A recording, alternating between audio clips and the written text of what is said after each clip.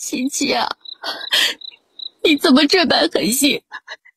这可让母亲怎么活呀？国公府后院的闺房内一片哀声，几位姨娘各自垂泪，主母唐氏更是哭成泪人一般。众人都想不明白，集万千宠爱于一身的国公府四小姐，甚至在御前也甚得荣宠，究竟为何这般想不开，要寻死？床上忽然传来悠悠一声呻吟，众人即刻收了声，将目光朝楼七七投去。唐氏急忙俯下身，柔声唤道：七七啊！楼七七只觉得浑身又冷又僵，长睫翕动，缓缓睁眼，冷不防看见唐氏那张关切的脸，惊得直直坐了起来。自己明明在被窝看小说，怎的会突然出现在这古香古色的梨花木床上？他茫然望着身边各色古装打扮的女人，混沌的脑海中忽然一阵胀痛，大段陌生的记忆如潮汐一般涌来。他穿越成了小说中的炮灰女配。含着金汤勺的国公府四小姐，自从在宫宴上与原书的男主韩彦白邂逅，回家便一直逼着父亲促成这门婚事。那韩彦白虽然出身定远侯府，又是战功显赫的青年将军，但终究是个庶子，生母不过一个5级，加之性子冷淡耿直，娄家哪里肯让宠爱有加的小女儿去受这样的委屈？原主只是想出假意投唐相逼的烂招，可万万没想到假戏竟然做真。原主在池塘香消玉殒，倒霉的娄七七因为煤气中毒穿书而来，生生的接下了这么个炮灰的身份。七七，你可是哪里不舒服呀？可别吓唬母亲呢。娄七七犹自叹息，哪有心情回他的话呀？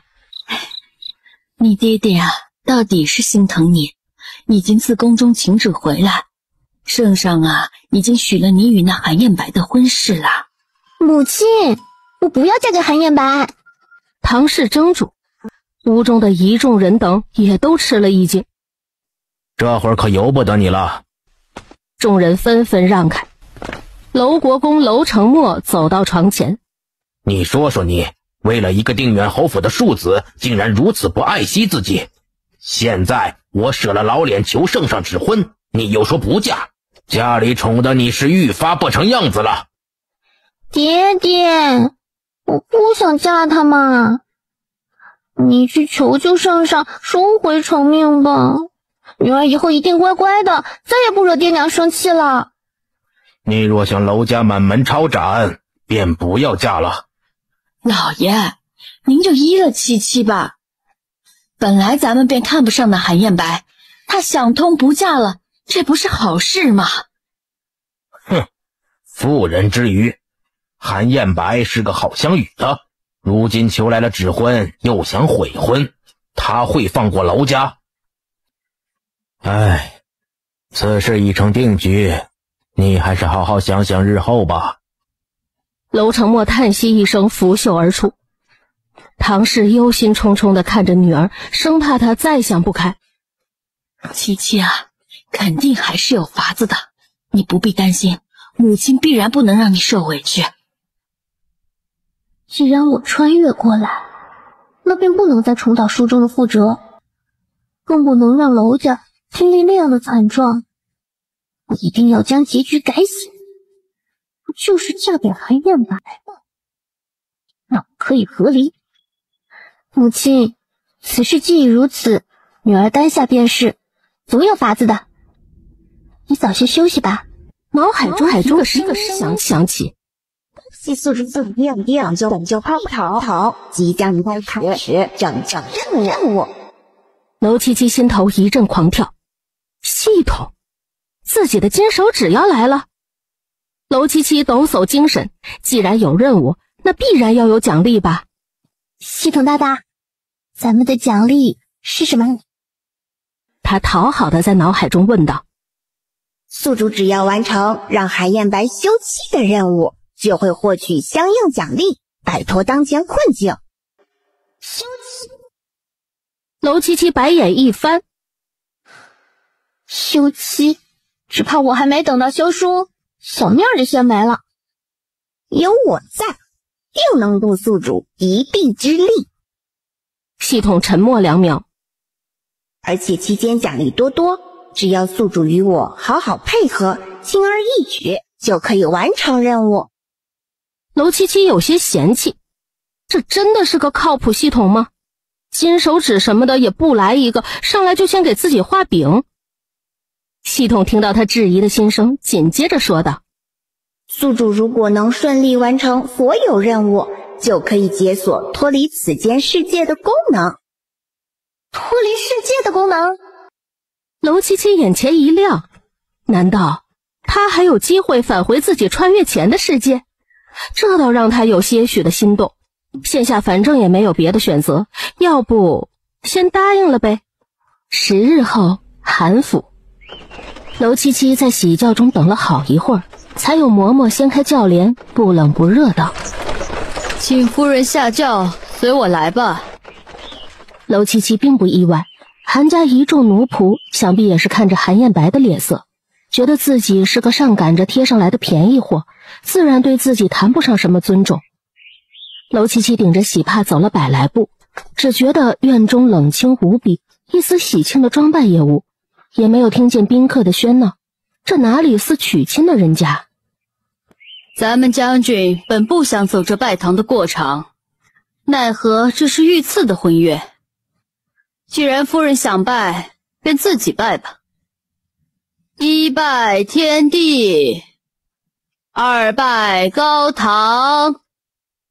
堂上响起高声，还未等那人喊夫妻对拜，他便冷冷道：直接进洞房吧。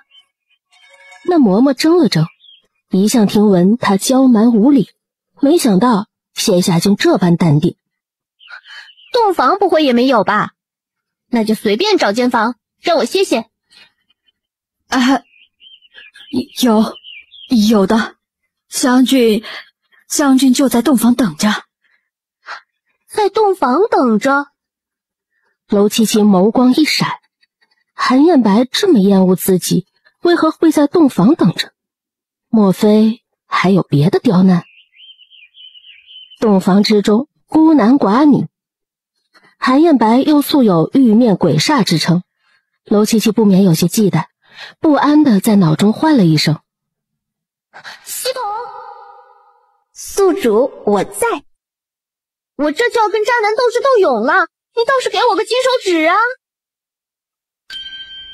恭喜宿主获得媚术技能。媚术？娄七七几乎要吐血，这是觉得他要进洞房了，给他加把火。我要这媚术有何用？娄七七恨不得上去抽系统一顿。你倒是给点隐身术、定身法之类。宿主稍安勿躁，鉴于你与任务目标实力悬殊，本系统又不能违规操作，所以我觉得媚术是最合适的。目标对你怜香惜玉，自然就能够解除危机。这是什么歪理？韩彦白若是看上我，不肯休妻怎么办？娄七七忽然觉得这系统可能是个猪队友，但是想要反驳已经来不及了。嬷嬷已然将他推进了房门，门郑重地锁上。娄七七心中莫名有些慌，系统虽然不靠谱，但说的似乎也有点道理，更何况眼下也没有别的招好使，倒不如试试那媚术。他犹豫片刻，还是在脑中点击使用媚术。点击成功，现在可以使用。怎的，不敢进来？男子的脸令娄七七看得有些呆了。韩彦白斜斜倚着床栏，说不出的潇洒俊致，一张绝美的俊脸，眉目如刻，星眸冷厉，当真对得起原书中玉面鬼煞4字。不，我明明对他厌恶至极，怎会莫名悸动？费尽心机嫁入韩家，现下进了洞房，便死鱼一般，床也不敢上了。上床？娄七七觉得双颊隐隐发烫，这媚术是奏效了吗？那可不行，我韩燕白假戏真做了怎么办？就在他担忧之际，忽然觉得颈间一凉，韩燕白已经锁住他的脖颈，将他死死地压在身下。二人之间全无间隙，男子身上清冷的松木香味和着微微的吐纳，令娄七七脑中一片空白。世间男子无数，你为何偏偏要恶心我？脖颈间的凉意让娄七七脸上一瞬惊慌。恶心？我不是已经使用了媚术吗？他不应该为我所倾倒吗？怎的还是这般冷淡厌恶？要嫁我何须以死相逼？你既然不想活，今日便送你一程。系统救我！系统一片沉默。你不要装死啊！娄七七瞬间崩溃。这男人可是连弑君的事都干得出来的，你赶紧想法子救救我！那张诱人的樱桃小嘴分明没有张开，自己为何能听到他说话？他方才说我弑君，我竟然会做出这等事来。韩燕白实在难以置信，但手上的力道却轻了几分。方才一定不是幻觉，娄七七不但说自己弑君，还换了一个叫什么系统的东西，那又是什么？就在他疑惑之际，娄七七紧闭的嘴巴又出声了：狗系统，你到底还在不在？老娘穿越不是为了让韩燕白这狗男人再杀一次的。你昨天是怎么打？不是说要让我活着看到他被凌迟的那天吗？竟然还有被凌迟的一天，这到底是真的还是假的？娄七七又怎会知道未来的事？韩燕白眼中晦暗不明，身下这女子说自己穿越而来，究竟何为穿越？娄七七翻着白眼，眼见就要窒息，忽然觉得脖颈间韩燕白的手似乎松了些许，赶忙贪婪地呼吸数口，然后拼尽全力地将他推开。他急急地朝后瑟缩，可令他意外的是，韩燕白并未再施暴，而是端坐床头，意味深长地看着自己。以死相逼，世子是错听了哪些下九流的传闻？燕氏再不喜我，也断然不该对我下此重手。心有所爱，还想着跟老娘洞房，脑子被驴踢了吧？天下臭男人都一个德行，没一个好东西。和那个白莲花女主，简直是渣男贱女配一脸。韩燕白脸色骤然黑如锅底。奶奶的，也不知倒了什么霉，刚穿越就嫁给一张死人脸，还是个家暴男，难怪死得那么快。风驰电掣间，他看到眼前黑影附上来，韩燕白寸寸紧逼他着床上墙壁，翻手一上，猛地扼住他的喉咙。娄七七。娄七七拼命地挣扎着，那张巴掌大的脸涨红到青紫，两眼翻白，嘴上不断地求饶。世子，我错了，求你收下刘谦。他杏眸蕴着盈盈水光，抬头看着他，楚楚可人的姿态尽显，倾城绝色的脸动人心魄。韩燕白俯身半压着娄七七，两人的距离近在咫尺，气氛就有些暧昧。韩燕白眉梢微动，怒火虽未浇熄，不知怎的，手腕扼住喉咙的力道却是松了松。狗男人，也就在这古代能用体力逼人示弱，可我找着机会了，让你跪着给我唱征服。叽叽喳喳的声音再次响起，韩燕白顿时怒火滔天。他看着身下女子冷笑连连，暴力因子在呼吸中不断的躁动，猛地收紧手中的力道，骇人的杀意翻腾着叫嚣。该死的女人，果然就不该对她心慈手软。你要是想死，我成全你。娄七七感觉快要断气了，在脑海中绝望地喊：不是吧，不是吧！我大婚第一天就要归西，逃回女配也不是这么当的呀！韩燕白，你活该被书里女主害死！听到关键信息，韩燕白瞳眸微缩，力道骤松。虽然不知道怎会如此玄妙，但这半个时辰的相处之下，他几乎可以断定，他能听到面前女子的心声。刚才他提及书里女主，又提到凌迟的字眼，难道说未来他会被一个名为书里女主的人凌迟处死？这韩燕白怎么跟疯狗一样乱咬人？估计是有躁郁症。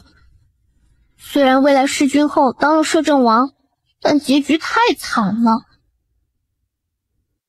书里女主把他折磨得惨绝人寰，有点不近人情了。整个王府被流放，至亲的奶妈也被斩首示众，他自己被关在地牢里，被一片一片的剐肉。唉，爱而不得就算了，还黑化了也舍不得伤害女主，这结局让人唏嘘。不愧是读者公认的黑月光男主啊！听着面前女子的心声，韩燕白眸底黑色翻涌，微微震动。虽然有些词他不曾听过，但也知晓了大概的意思。倘若这女子说的是真话，未来财富富可敌国，论权势，我乃是一人之下万人之上的摄政王，最后竟落得那般田地。最后转身迈步，怒而挥袖离去。这么喜怒无常的吗？月露深重，影卫立身执剑在门口守着。主子这是在那个刁蛮小姐那儿吃了亏？你去查一个人，翻尽整个京城，掘地3尺也要找出这个人。是，不知主子要查何人？书里女主。好生怪异的名字。是。接连2日，娄七七都待在院子里不曾出门。他坐在靠椅上，把玩着手里的络子，终于郁闷地叹了一声。世态炎凉啊，这狗系统也是真的狗。前天晚上他差点被掐死了，他倒好，还装死。不过幸好这2天韩燕白没有再出现。敲门声传来。夫人，太子设宴邀您和世子前往。听到这话，娄七七连忙坐起来，眼眸噌的一下亮了。转机来了。书里面男主对太子妃情根深重，又是个正人君子，从不去夺人所爱。他这个炮灰女配是个恋爱脑，便把太子杀了，也因此招来了女主的怨恨。这次他只要推波助澜，让男主看清他自己的情谊，从而休了他，远离这几个变态。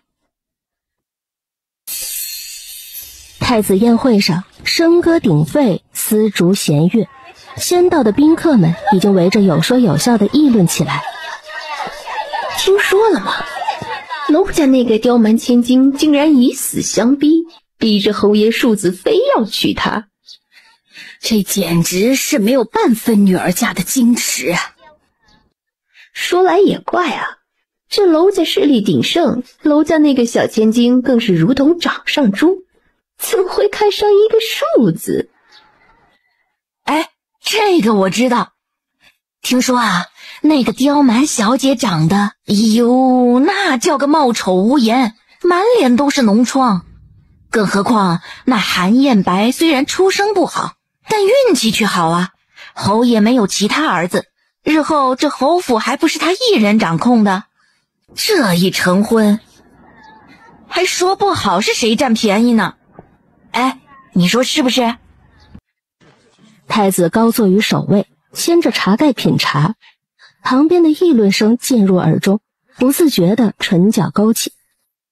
这韩燕白平素便喜欢与他作对，能看他出丑，自然是他喜闻乐见的事。定远侯世子夫人到。众人齐刷刷转头看去，韩燕白玉树芝兰，玉立心肠，俊逸非凡。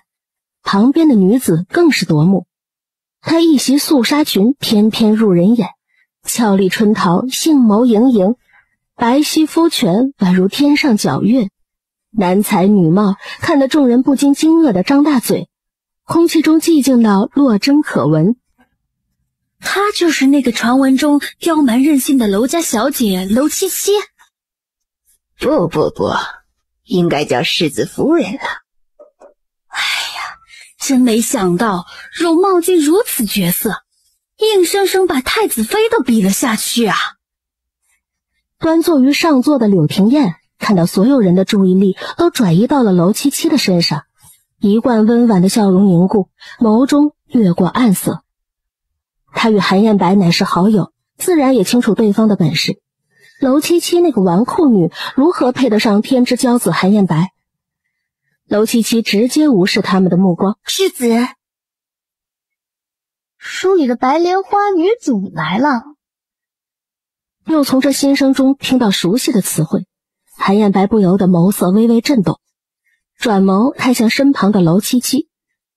一个有夫之妇，还和其他男人眉来眼去的，搞不懂怎么能当女主，这不是传递错误资讯吗？宛如惊涛骇浪般的在心中翻涌着。柳廷燕便是他口中所说的书中女主。燕白，你我许久未见了，你这新娶的世子妃，今日打扮的倒也光彩夺目。臣代内人多谢太子妃的美誉。啊？怎么不按套路出牌？按理说韩燕白不应该赶紧扯开关系，免得柳廷燕误会吗？自从姑的母后去世，这韩燕白是越来越不把姑放在眼里了。宴会开始，觥筹交错，一曲荡人心魄的箫声轻扬而起，诸女长袖漫舞，无数娇艳的花瓣轻轻翻飞于天地之间。韩燕白漫不经心地把玩着酒杯，似笑非笑地看着娄七七。他这般跋扈刁蛮，见到这么美的舞蹈，定是心里极恨。却见娄七七身子微微前倾，直勾勾地看着舞女翩翩起舞，两眼放光。美女爹爹，美女太好看了！这些狗男人不配看到这么好看的我。美女，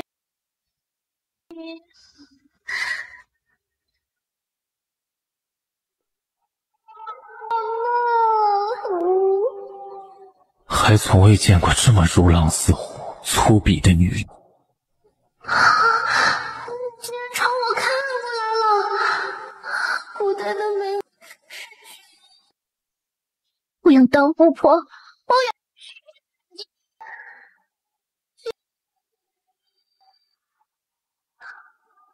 太好看了，绝绝子了！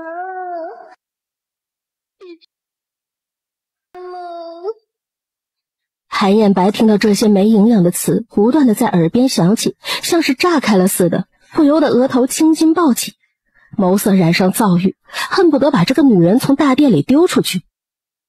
聒噪的死女人！行了行了，年年都是这些舞，也不知出些新花样，本宫看腻了。台下舞女花容失色，跪下请罪。听说世子妃的武艺乃京城一绝，韩世子，不若让你的妃子献上一舞，给本宫助助兴。助兴？说是把韩燕白当成什么啊？供人玩乐的舞女吗？内人对武艺一知半解，就不献丑了，望太子见谅。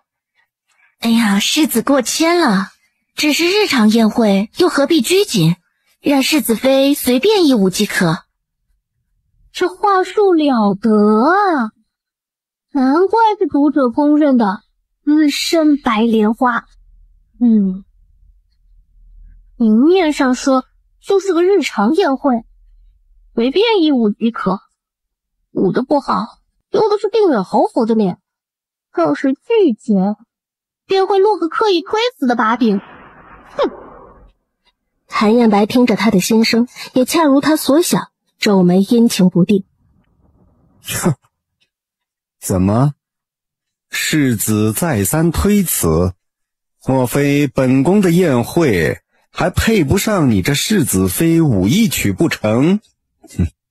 何况听说世子的生母是武姬，血脉相传，想必世子也是深谙其道吧？臣代内人舞剑，祝太子殿下万寿无疆。臣妾为世子爷抚琴助兴。那就开始吧。凌厉清脆的琴声自远方蔓延，韩燕白气势冷峻，手中一动，剑滑如白蛇吐信，铮铮鹿鸣声踏响。紧接着，行云流水的动作伴随着高山流水的琴声缓缓涤荡开，如同荡气回肠。突然，琴声骤变，仿佛从潺潺水声到湍流之中。韩燕白手中的剑也化作无上的力气，竟看得人后脊背发凉。他以剑为笔，以己为墨，绘出一幅独有的万马奔腾图。他身影翩翩，富有力道，玉立心肠，又富有优美性。郎舞剑，妾抚琴，画面太美，看得众人如痴如醉。突然，韩燕白手中的剑转身指向太子的方向，恰如层层杀气涤荡开来。太子吓得脸色一变，哆嗦着从椅子上摔到地上。殿下！太子瘫倒在地，面色煞白。看来太子殿下对臣的舞剑似乎极为入迷，竟吓成这般模样。只是胆识欠缺，臣对太子将来继承大统之位着实堪忧。回府的路上，哎呀，不愧是男主，长得又帅，武艺还那么高超，哇，爱了爱了！刚刚给人那一下也太刚了，简直就是现代版的高富帅，好吗？韩燕白脸色冷峻的合眸，正襟端坐于马车内，听着他的赞扬，不自觉唇角勾起。妈咪爱了，这个脸蛋也是软乎乎的，好想上去揉一揉。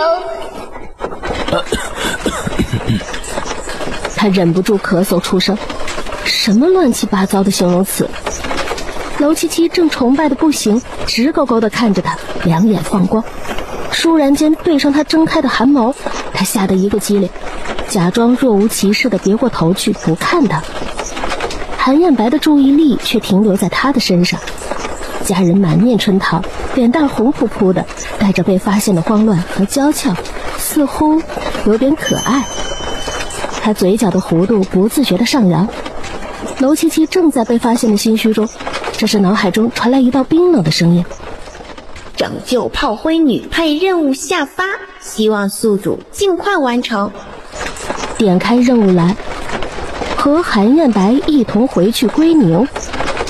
系统，不是说好帮我让韩燕白尽快休了我吗？怎么这节奏像是要和他和谐共处了？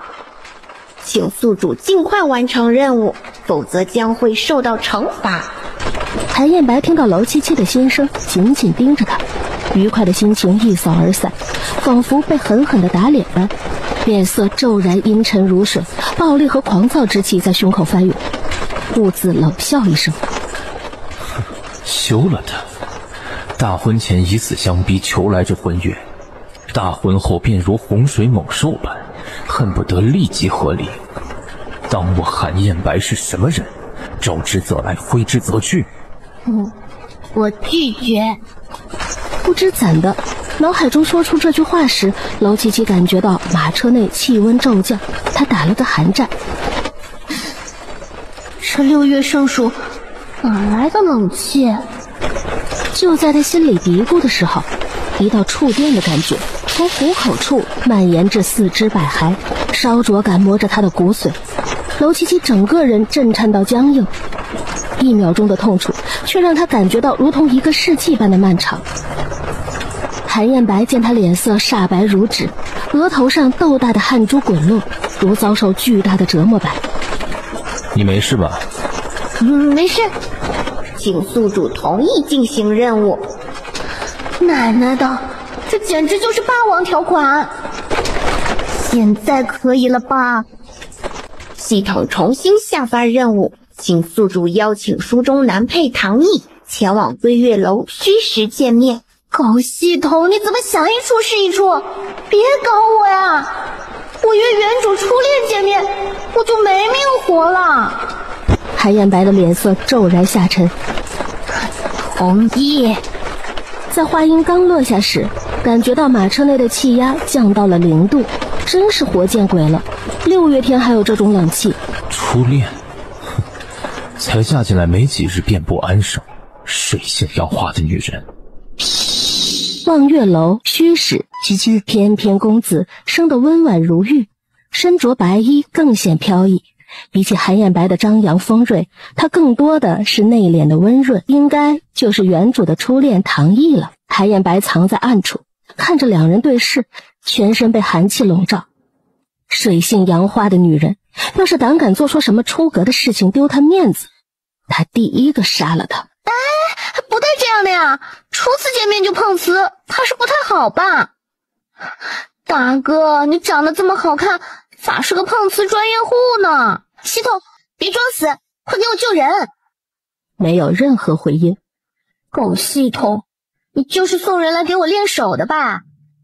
他这么想着，伸手抓紧了唐毅的领口，双手往旁边一用力，这一声可清脆了。阴影中的韩燕白，如果可以，我想一刀砍了这个不知检点、水性杨花的女人。哎呦，大美人啊！娇娇病美人，每条踩3个就占了2，好喜欢，好想欺负她怎么办？啊，不行，救人要紧！娄七七拍拍自己的脸，四下看了看，没人。韩燕白捏紧的拳头松开了，还好这女人有点自控能力，不然她可能一刀两命。别急，大美人，虽然不知道你晕了是不是系统搞的鬼，有我娄七七出马，你马上就可以生龙活虎了。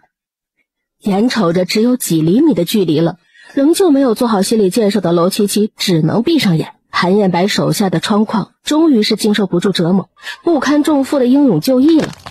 他黑着脸就要冲出去。你怎么在这里？似乎埋伏的人也意外，居然娄七七还有援军，加快了攻势。冷箭从4面8方射来，密密麻麻形成了遮天的屏幕。小说里写的，电视剧里演的居然是真的，真的可以数箭连发，把人埋在里面打。娄七七往旁边移了移，粗神经的想看戏。闪开！韩燕白忍住把他提起来，当挡箭牌的欲望，向他伸出一只手。天哪！漫天箭雨为背，身下美人为床，有帅哥在侧。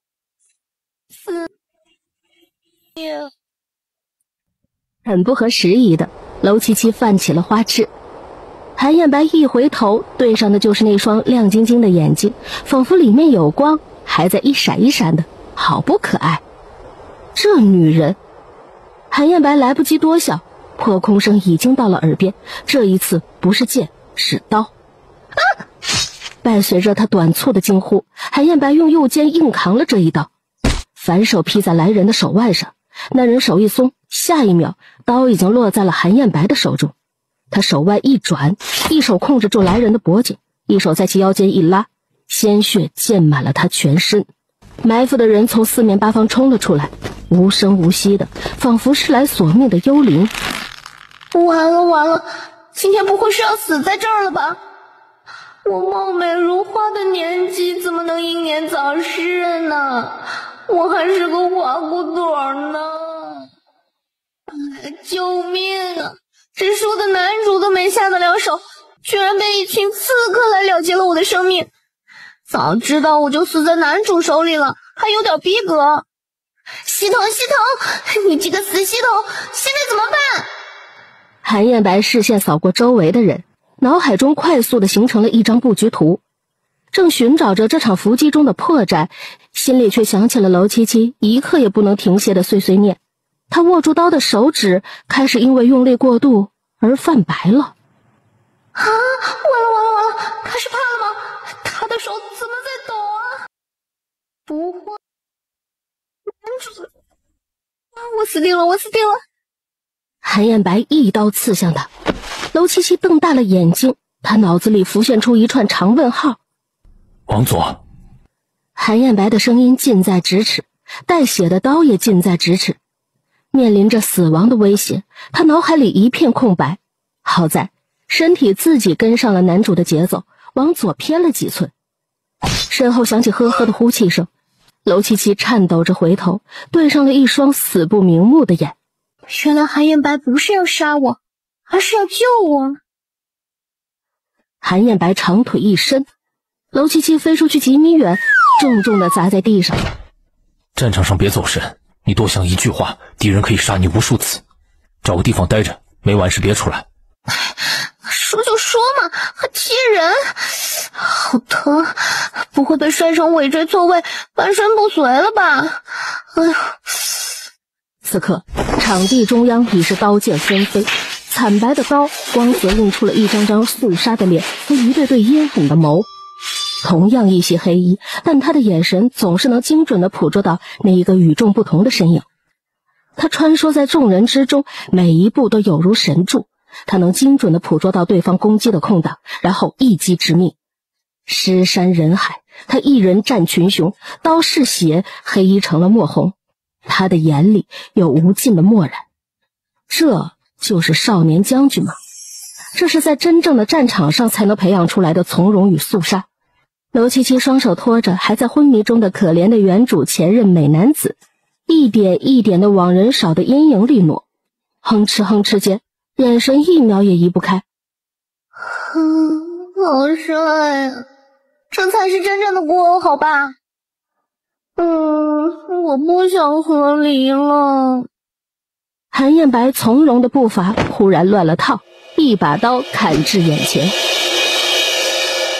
娄七七，这个女人一句话竟然乱了他的思绪。韩彦白迅速侧身，还是没能躲开。刀尖从耳间划过，带起几缕被砍断的发丝，极细的血线在空中划过优美的弧度，落回他的肩头。那个刺客是谁呀？这么牛逼吗？居然能砍中男主！我要不要帮帮他啊？他那么强，应该不需要我帮忙吧？算了，还是帮一下，免得他真的被杀了，我找谁做靠山去？经过一番心理斗争，娄七七终于决定出手。他借助屋檐下残破的灯笼，不行，太近了，要是过去能被乱刀砍死，我可没韩彦白那身手。剑也没有弓啊，我也不太会，射偏了怎么办？忽然他眼睛一亮，在一个特别不起眼的小角落里，他看到了一大堆坛子。不错，就是这个手感。想当年我可是拍砖的高手，百发百中。娄七七闭上一只眼睛瞄了瞄，单手伸出去做准线，对准了韩彦白旁边的人。然而耳朵上的痛感更加激发了韩彦白身体内嗜杀的血液，手上的动作越发的快了，逼得周围的人连连后退。一圈人竟然没有一个能近得了他的身。一直动来动去的，让我怎么瞄准啊？往往就是即将动手，位置又变了。你倒是稳一下呀！你那么厉害，就一下，老娘快举不动了。这时候的楼七七竟然挺可爱的，还想帮忙，一下而已，可以。下一刻，楼七七惊喜地发现，在他一个转身飞踏后，有一人完全暴露在了他的射程内。真棒，祈祷有效，发射！他右手一用力，坛子如同一件利器飞入了人群。听到风声，杀手们本能的躲避，速度太快，也分辨不清楚究竟是何物。加油啊，一定要砸中！举世瞩目的坛子就这样直指韩燕白。糟了，楼七七捂住自己的眼睛，前有刀后有暗器，韩燕白强行忍住心中的怒火，转身将一人踢到自己的位置上。坛子裂开，砸中了刺客，弥漫出奇异的酸味。泡菜坛子，韩燕白只想将他的脑袋按进一大缸泡菜里。成事不足败事有余，摊上这样的猪队友，武功再高也得送命啊！只是现在不行，会暴露了他们的位置，那就先解决掉这群碍眼的家伙。杀手的人数仿佛是无穷无尽的，即便地上已经是尸体一片了，但依旧有源源不断的人不知从哪里冒出来。不要过来！看不见我，看不见我，看不见我，看不见我，看不见我！杀手从身后缓缓潜入，瞄准目标之后，举起了收割的屠刀。袖口再次被扯了扯，把楼七七从幻想拉到了现实。痒，你要弄就重点，这样磨磨唧唧的不舒服。韩燕白周围的刺客遭殃了，唐毅还是按照他的要求加重了力度。楼七七用心的感受着，这一会儿血一会儿停顿的，好像是字。哥，大哥，唐毅，你这咋像交代遗言啊？你是不是理解错了什么？我只是知道你在写字，并不知道你写了什么字呀！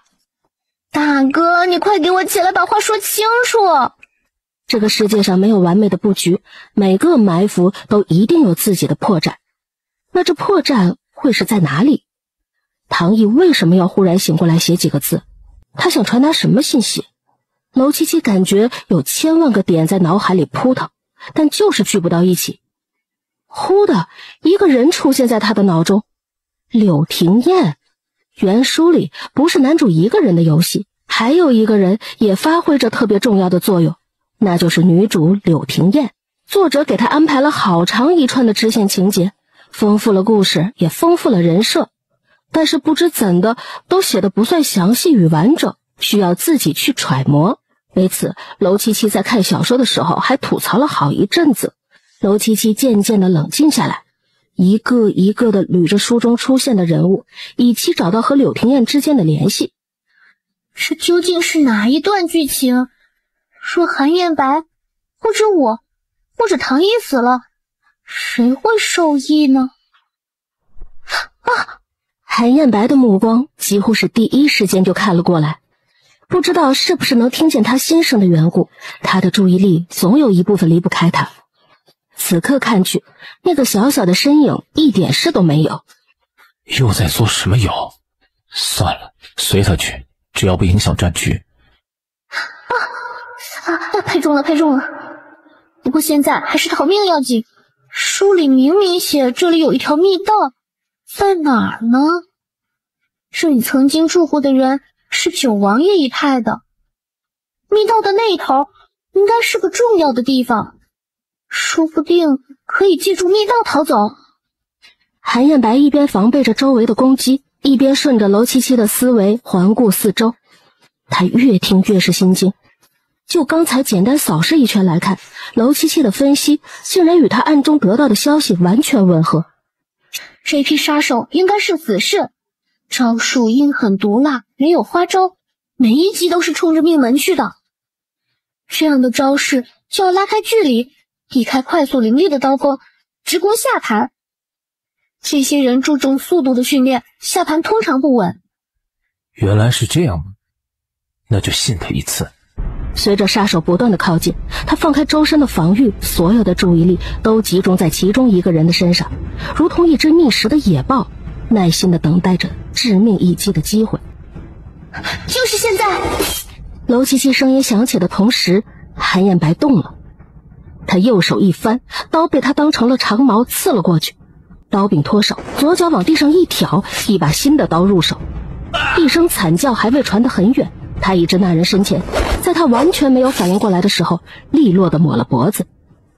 身后有攻击声传来，韩彦白冷笑一声，将尸体往背后一扔，刀剑入肉，溅起血花3尺。娄七七急忙闭上了眼睛，还是慢了一步，没能逃避这血腥的一幕。他只觉得胃里有什么东西在翻腾。也行，我会照顾一下我这个从现代和谐社会穿越过来的小可怜吗？好歹给我个适应期吧。佛祖，请赐我神圣光辉，保佑我不被死灵邪祟附体。顺便也保佑一下韩彦白吧。他的脚下是层层叠叠的尸体，横七竖八，没有一点美感的把地面铺满。为数不多的缝隙中是积水成洼的鲜血，艳丽而危险。他双手提刀，刀尖滴血，无声地落在地上，仿佛是为杀手们数着生命的倒计时。他胸膛起伏，虽然身姿仍然挺拔，但不难看出，由于过度的消耗，他已快临近体力的极限。杀手们不约而同地捕捉到这一绝佳的时机，进攻的趋势越发猛烈。找机会走。哎呀，烦死了！一定是这里太吵太臭了，影响了姑奶奶的发挥。韩彦白动手的姿势真帅，要不看一会儿再跑？韩彦白只觉得自己已经适应了这种吐槽大地的跳脱思维。太吵了，行，那就速战速决。于是在一众杀手的眼中，那个已经无力回天的男人如同打了鸡血，双目泛着微微的红，手中的刀在半空中留下一道又一道的残影，每一刀下去，必有一条生命永恒地消失在这世间。我想起来了，这次刺杀是九王爷动手。你如何得知？应该怎么说？我们会被埋伏，仅仅是因为误入了这里？好吧，也不是误入，臭系统估计就是为了这个才把老娘引过来的。这里是九王爷以前用私产悄悄买下的一座府邸，一直都没有正式入住，只是作为了仓库一样的存在。这地下可是有账本存在的。可是应该怎么解释？我知道啊。主子。其中一人低声道。韩彦白轻轻点头，他立刻冲了出去，将剩下的杀手一一处理，只留下1-2个残兵败将被鼻青脸肿地提到了韩彦白面前。天哪，这就是大手一挥天下归一的感觉吗？这么牛逼的人居然是他的手下，那他得有多牛才能降得住这样的侍卫啊？如果有100分，我绝对给101，拖出来的是颜值加分。有这么牛的帮手，咋不早点喊出来？也不对，早出来我就看不到他这么帅气的杀人姿势了。主子，这2个人怎么处理？九王爷要的。2人身形一颤，对视一眼，露出决绝的神色。哼，很好。几秒后，他猛然抬腿，骨头断裂的声音清脆而又瘆人，2人的身影如同炮弹飞速地向外飞去，落进黑暗之中，砸在尸堆里。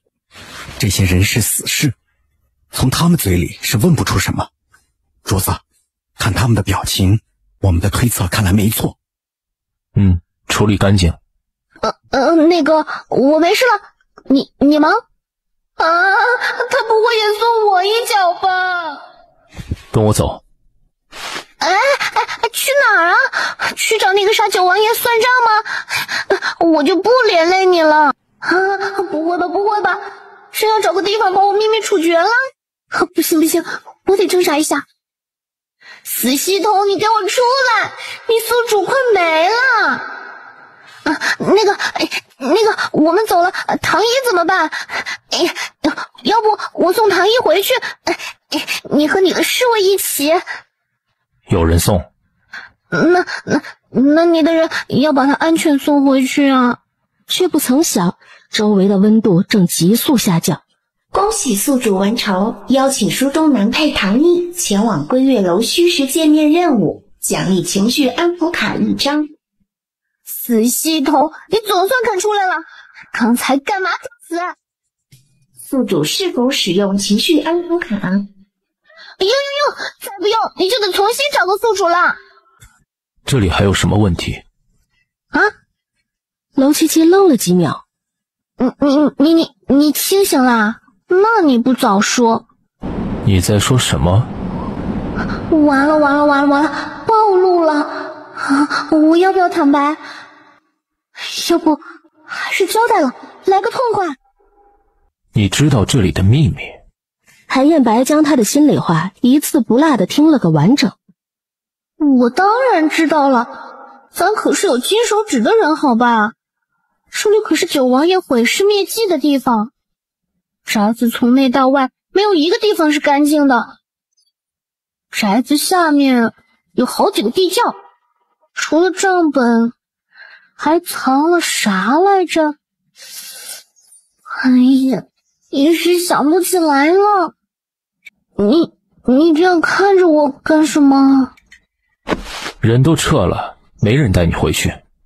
傻了？他的心跳得好稳啊，好有力。这就是男友力吗？韩燕白无声冷笑，拖了拖还愣着的人。要是他还有点用处，这么聒噪，应该早被我丢到某个荒山野岭自生自灭去了。不过还真不太能看懂这小东西，明明平时鬼机灵，在我面前却总是这么傻里傻气。因为八字不合，还是五行相克？韩燕白试了下力度。老娘这是被拖走了？这狗东西当老娘是猫吗？拎着我走！下一刻，他感觉自己飞起来了，然后腹部磕到了一个坚硬的东西。好家伙，改扛了！娄七七一阵反胃，转念一想，他居然还带着我走，那我是不是逃过一劫了？天哪，他真的是第一次来这里吗？怎么跟自己家一样走得这么顺？这是要去哪里啊？他知道账本在哪儿？不对，他今天过来是干什么？跟着我过来的？但是我也不值得他亲自跟踪吧。不出意外，韩燕白这是已经到了地下层，周围的墙壁用的全是上好的青石，带着古朴的潮湿，青石之间切缝做的精密，一看便是上好的工匠。每隔不远便有一对古灯，灯芯还没灭，幽幽的光从灯罩上的青苔中间透出，一股诡秘的感觉映入人心。地上铺的是褐色的石头，看起来是能活动的，每一块之间有较大的空隙，是升降机。娄七七的视线尽可能多地捕捉着周围的信息，脑子里那一幅仿佛打了马赛克的图片逐渐变得清晰起来。这是一条主道，是通向更深处的密室的必经之路。他猜的没错，这里机关遍布，一不小心触发其中一个就会引起连锁反应，全部机关开启，插翅难飞。别说是韩燕白扛着他了，就是把他丢了，他自己都逃不出去。娄七七心里产生了一股危机感，为了避免死无葬身之地，他打起了12万分精神，运用在现代看过的各种解密游戏以及电视剧中的密室片段去对应脑中的图，也与周围的环境做对比。管他有没有用，总比坐以待毙好。韩燕白将他的内心听了个清楚，越往里走，娄七七觉得越熟悉，逐渐能分辨出两旁时不时出现的密室的作用是什么了。不得不说啊，这里设计的真精巧，有好几次他都误以为是桥，结果一转弯，柳暗花明又一村。这里应该是存放兵器的，铁锈味好重。韩彦白已将此地记在了心中。那既然这里都是兵器库了，那前面第3间应该就是书房了。但是中间的路好像很难走，账本应该是放在书房的吧？书房那么多书，随便塞一张纸不一定能注意到。书房吗？韩彦白悄然放慢了寻路的速度。若不是有他在，我一个人恐怕还得多花上半日的功夫，说不定还无意触碰了机关。带上他还算是个明智的选择。就他那功夫，真要有人偷袭，能看清楚人形都不错了，还替我守后方，不自量力。忽然，楼七七的耳中接到了不一样的声音，有规律，有节奏，像脚步声。这里不会还关着什么人吧？放松，周围哪有什么强盗？继续往前走，大概20步，左手边的灯就是扭动那盏灯，有条小道可以藏人。你根据前面的布局推理出来的，可信否？当然，世子是我夫君，不信我还能信谁？吐了！要不是找借口，老娘一辈子说不出这么恶心的话。韩彦白深吸一口气，现在这女人还有用，不能杀。于是拎着她躲了起来。两人藏好，脚步声临近了，不止一个人。韩彦白第一时间做出了判断，他将楼七七放下。别乱动。楼七七乖巧点头。就我也和这个事情办得这么明白。王大，这次跑得好，没想到韩彦白也在。你说谁？韩彦白，韩世子，他本来就是主弱，还带着他的几个厉害的贴身侍卫，兄弟俩死伤很大。他这么有准备，是不是他就？王爷的计划不是谁都能破坏的。没错，但凡知晓我们计划的人，只有死路一条。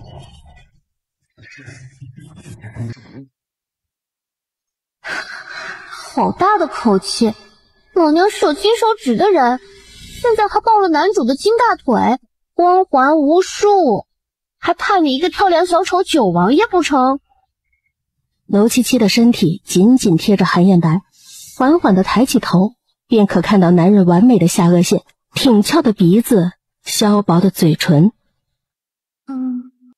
不得不说，作者是真会写。韩彦白这长相，扔到娱乐圈绝对是顶级存在。瞧瞧这性感的薄唇，恨不得扑上去亲上一口。就是不知道身材怎么样。韩彦白正屏息凝神，竖着耳朵听着两个人的动静。稍微要摸一摸。要活着出现，就要你试试。他哪里动了？他不是老老实实的在配合吗？真皮子！果然不喜欢一个人的时候，他做什么都是错的，说的就是我这样的小可怜了。到底多久才能和离呀？韩彦白突然附身，压低了声音，邪魅道：从现在开始，什么都不要想，也不要做。如果你做不到，本是得负责任，就打断你的腿。我那人好残暴，我必须快点和离。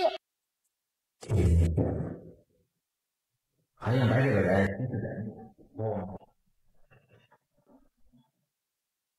事不是一事，如果账本真的出了什么问题，就以后判。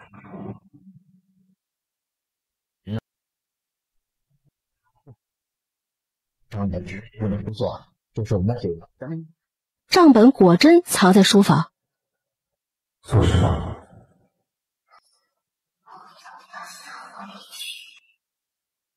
明天就是我归零的日子，我想回家看看。你陪我一起回去，行不行？是口男人就不会说句话吗？回忆一下会死啊！吃下系统任务怎么办？两个人小心翼翼地往前走，不知何时有声音传来，有机关被触发了。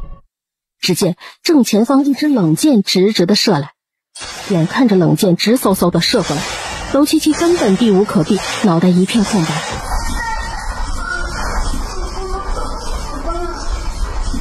账本没找到，九王爷的命门没有摸到，再把两个人的命搭在这里，那就得不偿失了。不对不对，我现在抱着的可是男主的金大腿，男主如果要是这么早就嗝屁了，那这本书还怎么继续下去？保证男主是不用还。这样想着，娄七七的双手紧紧地缠住了韩彦白。刚刚离开的两个人突然听到身后的动静，停顿住脚步。两个人的视线在空中交汇了一瞬，其中一个冷冰冰地开口：好像说完以后，两人突然调转了步子。完了，要是被发现了，九王爷手里那么多死士，搞不好哪一天死的都不知道。还有这狗系统，我现在连个屁都不放，这系统还有何用？是你无能罢了，休想把锅甩在本系统身上。别吐槽，好好待着。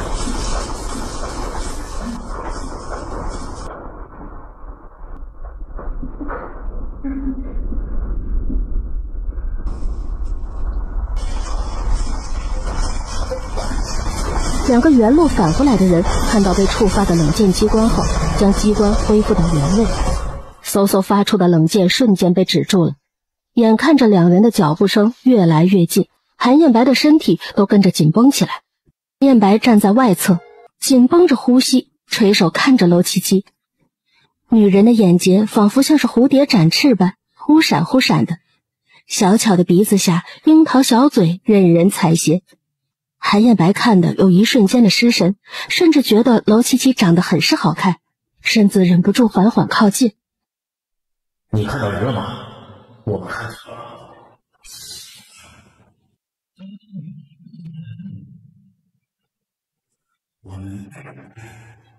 此时娄七七和韩彦白两人挤在小小的角落里，呼吸交缠。娄七七稍微一抬头，便撞进了韩彦白深邃的眸子里。他轻轻眨了眨眼睛，嘴角勾起一个清甜而又妩媚的笑。诶，这是被本姑娘的美貌给吸引了？原来定力也不过如此。喜欢本姑娘就直说吧，本姑娘不会笑话你的。多好的美男啊，可惜是个面瘫家暴男。韩彦白忍着气瞪了他一眼。韩彦白心里一口老血，差点没当场吐出来。这女人的脑子都装了些什么？正在此时，触发支线，帮助男主得到账本，希望宿主尽快完成。直接选择了同意。屋顶上传来一声猫叫，那猫轻轻一跃，在两人身前跑开了。看来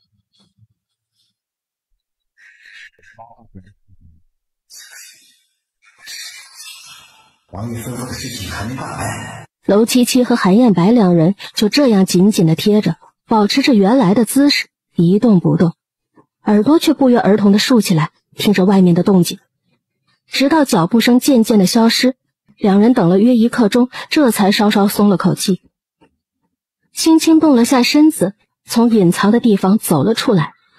只是当娄七七稍微一动，立马便感觉到不对劲儿。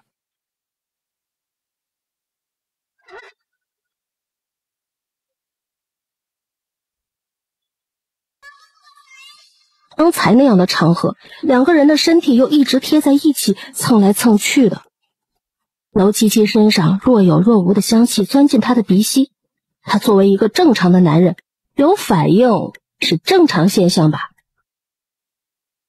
男人。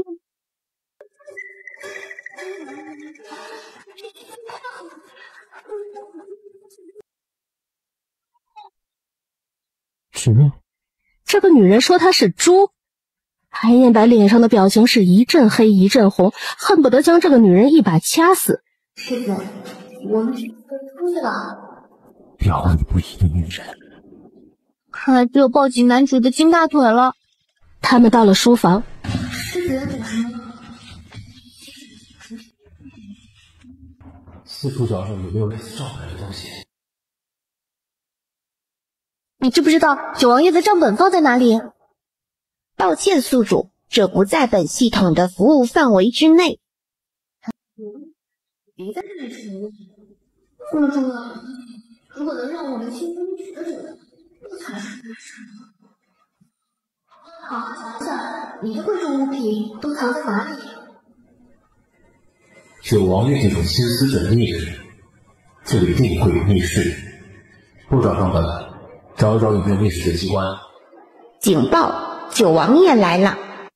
九王爷来了！韩燕白下意识地握住娄七七的手，两人互相对视一眼。娄七七四处寻找着躲藏的地方，好巧不巧，手指一不小心碰触到了桌子上的一枚棋子。事发突然，咣当一声，两人猛地从地上落了下去。娄七七被吓得想尖叫，关键时刻嘴被旁边的男人一把捂住，身体也被紧紧地护住。门外的九王爷脚步突然顿住，书房有动静。他的脸色骤然变得难看，大步朝书房走进来。门打开，犀利的目光环视一周，并没有发现任何不妥，也没有人进入的痕迹。九王爷声音冷厉，询问身后的人：你刚才有没有听见什么动静？王爷，没有什么动静，是不是您听错了？可能是吧。不好意思啊。韩燕白瞪了他一眼，也跟着站直了身体。当两人看清密室里的情况后，纷纷傻眼了。我的老娘，这就是传说中的宝藏吗？入目处是一片金灿灿的珠宝金银，还有各种各样的奇珍异宝。九王爷为什么要藏这么多金银财宝？九王爷为什么藏匿这么多财宝？九王爷表面上看着冷冷清清，没想到背地里竟干出这样的事情。警报！九王爷即将进密室。娄七七的瞳孔猛地收缩，不管不顾的一把扯过身旁的男人，不由分说的，他直接拽着韩燕白躲到了一个大箱子后面。就在这时，只听轰隆一声，外面密室的门被人打开了。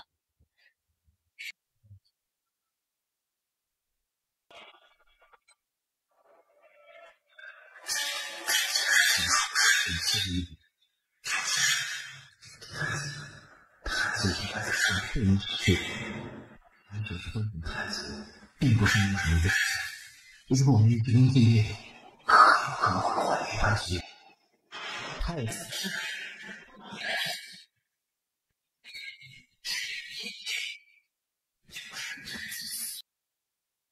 买卖关节是头大的，要是不往太子做这样的事情，就算他背后的势力大，也不管。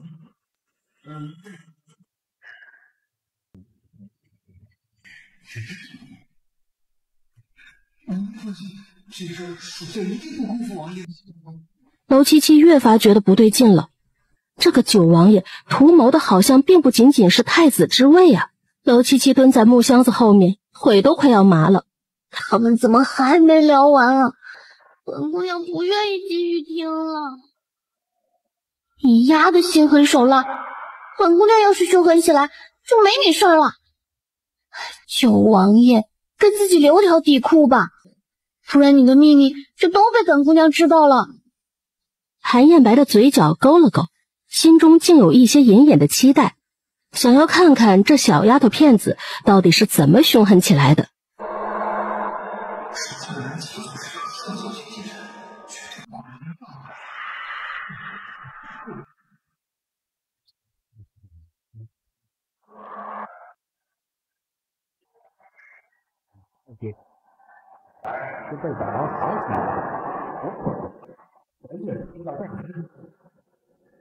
哦，真的吗？这话挑起了本姑娘的胜负欲呢。我当初看书的时候，怎么就没有一个字一个字的看呢？这一目十行的坏毛病，真的要改一改了。本王的好同修，接下来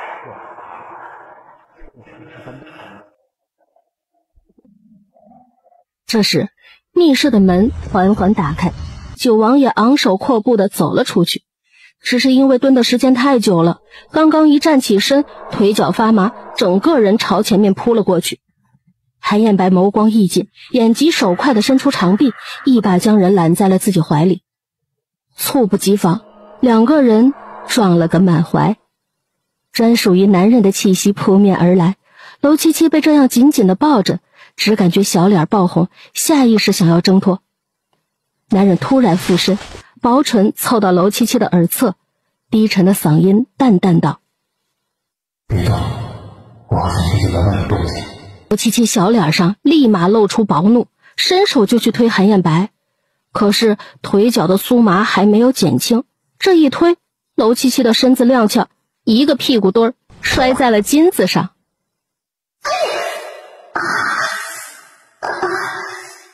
是你自己要推我的，和我可没关系。这狗男人，等等，摔都摔了，顺手犒劳一下自己好了。一是他是男主吗？这种事情居然没想法，该不会是个傻子吧？这摆明就是九王爷故意搞事，要陷害太子，重要证据都在那个账本之中。你能不能搜索一下账本的位置？或者把原书翻出来给我看看？抱歉，宿主，这不是本系统的功能。不要你有何用？宿主，方才九王爷过来，是我提醒你的，而且是2次。如果没有我的提醒，你这会儿恐怕已经成一具尸体。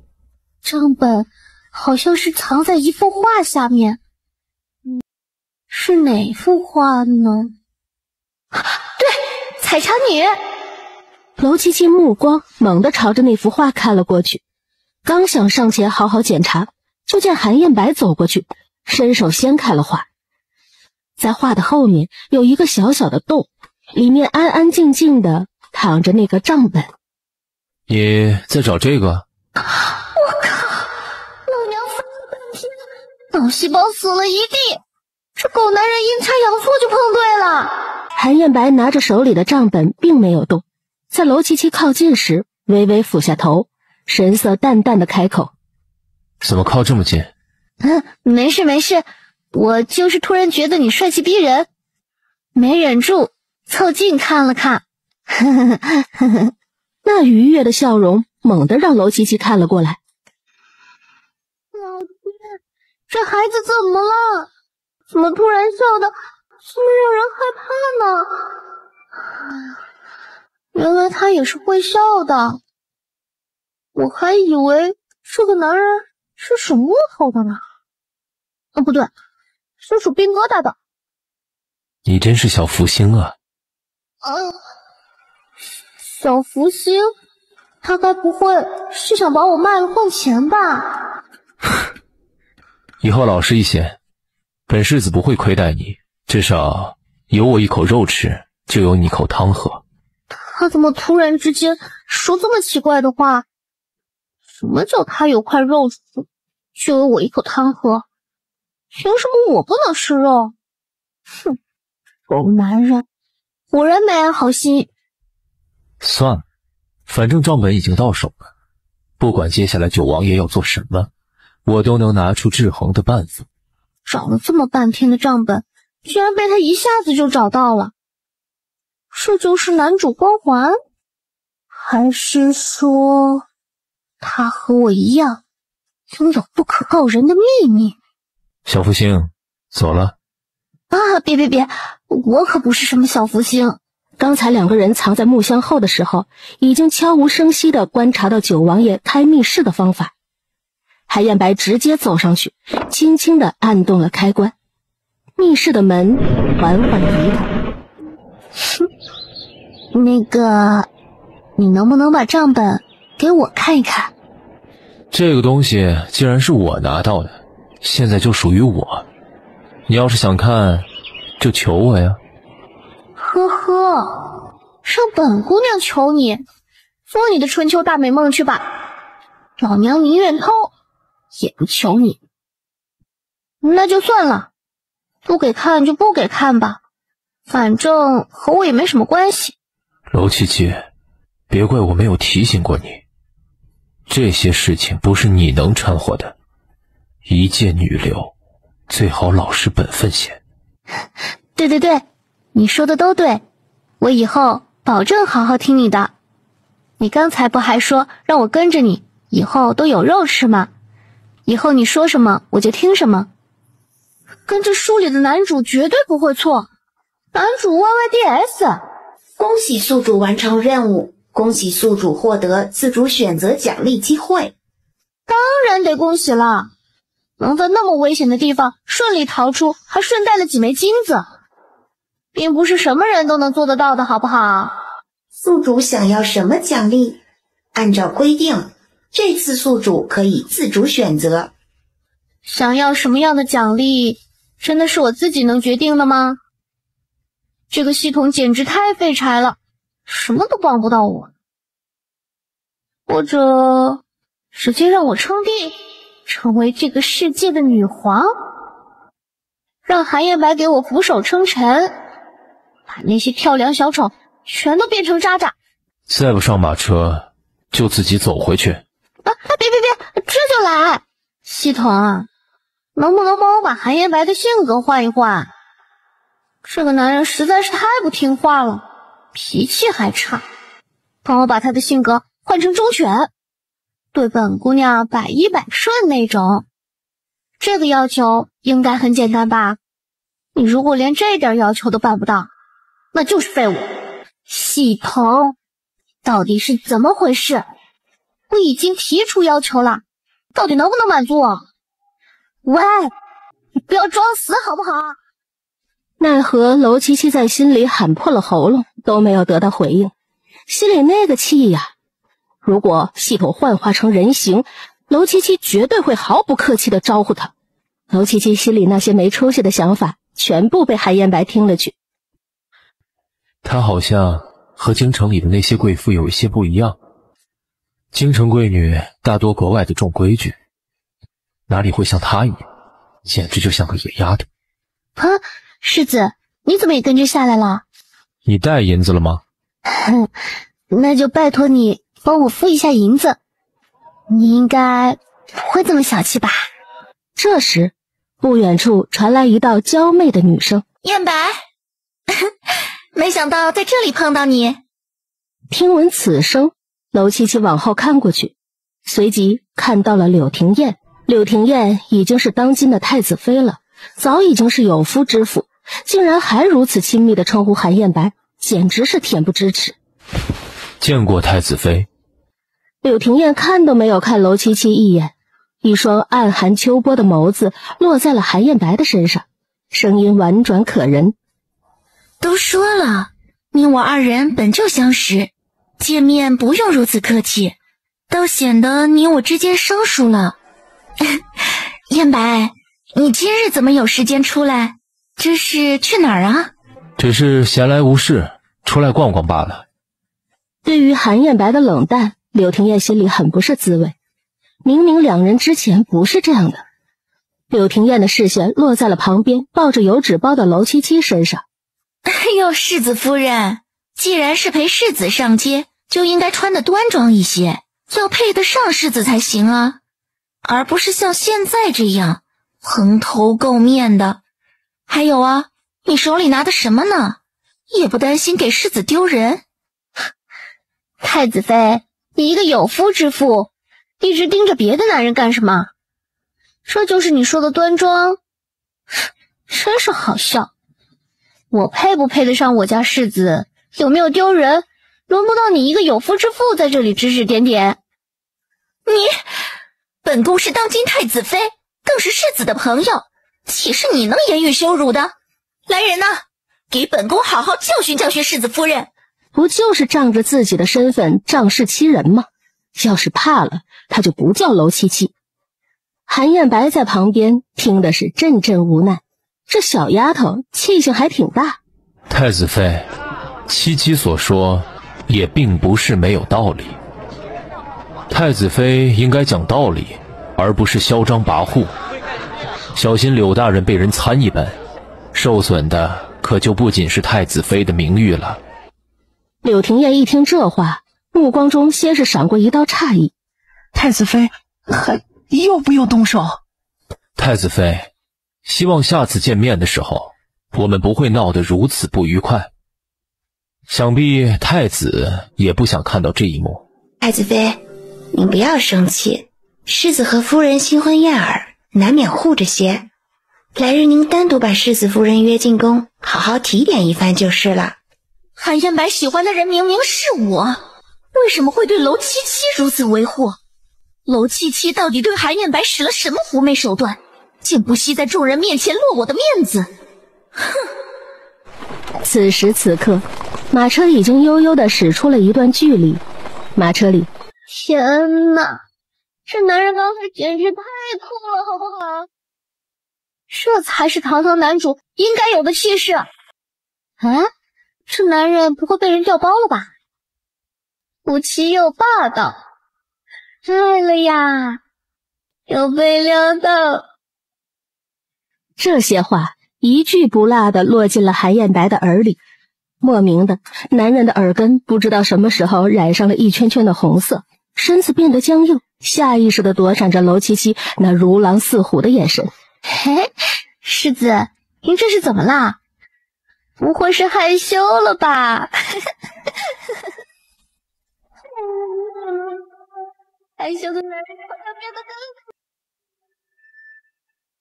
好想上去亲他一口，那是他刚才维护本姑娘的奖励。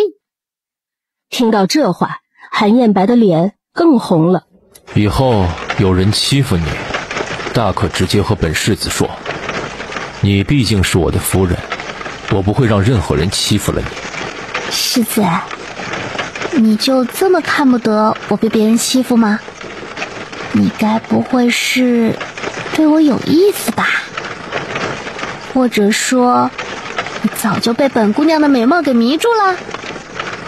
之前没有说，只是不好意思罢了。哼，你放心，你就算是现在承认，我也不会笑话你的。你想什么呢？是谁给你的这个想象力，让你能想到这么多乱七八糟的事情？那你是什么意思啊？自然是怕你在外面丢人现眼，落了我的面子。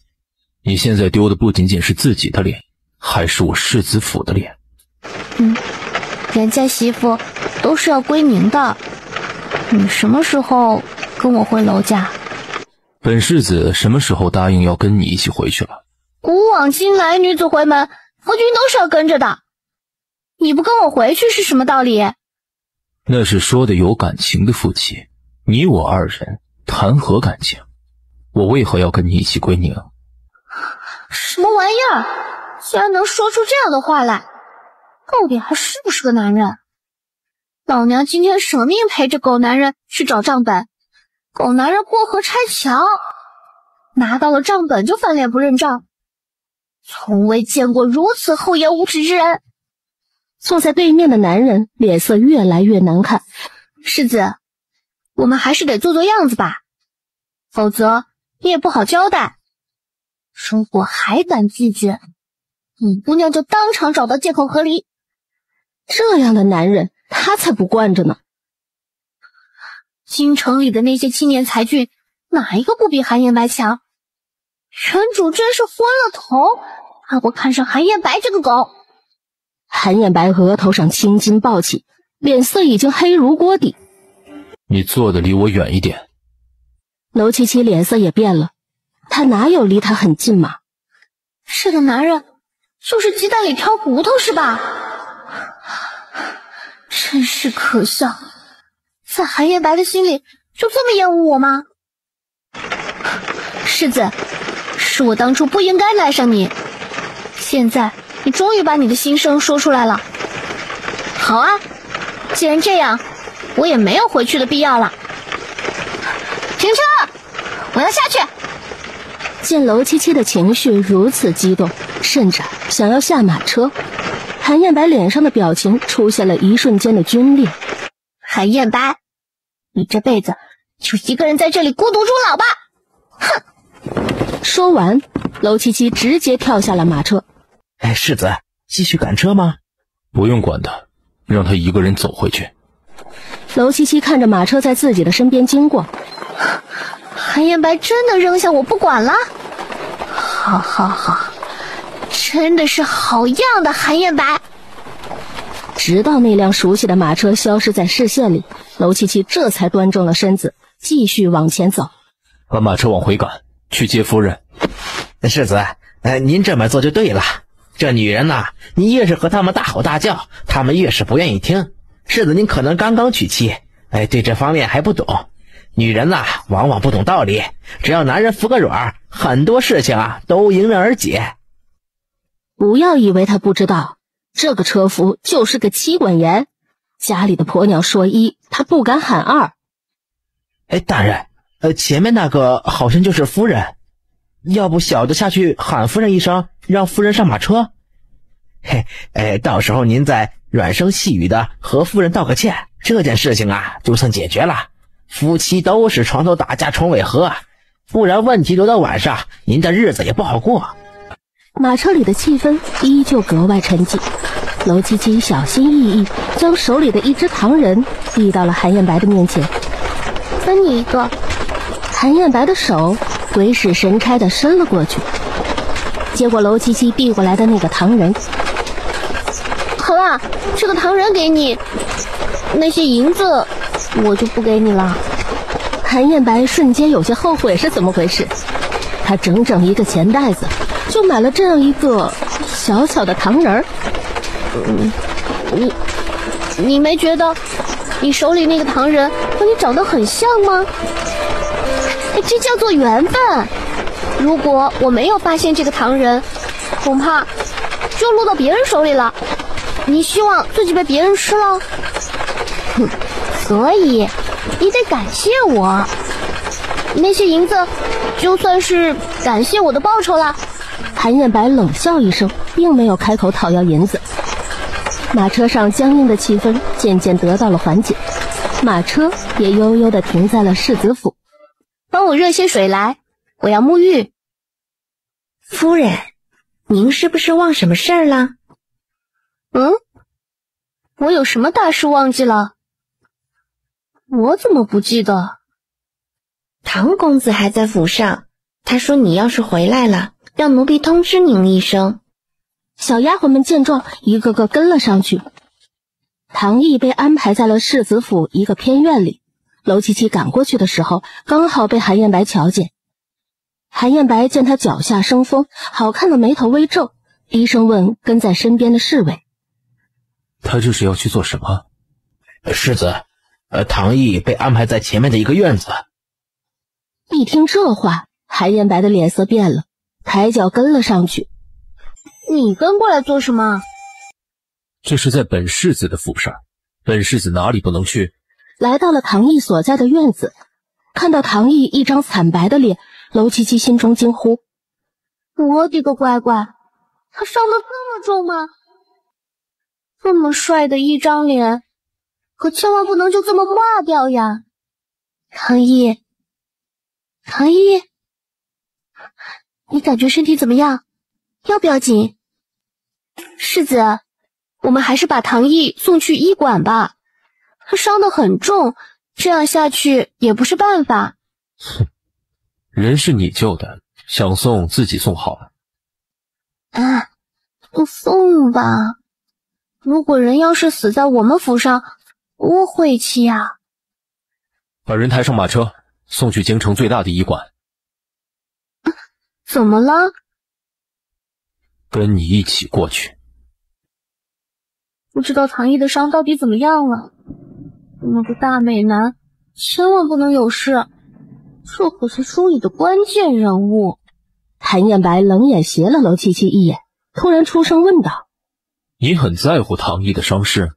啊，对啊，我当然在乎了。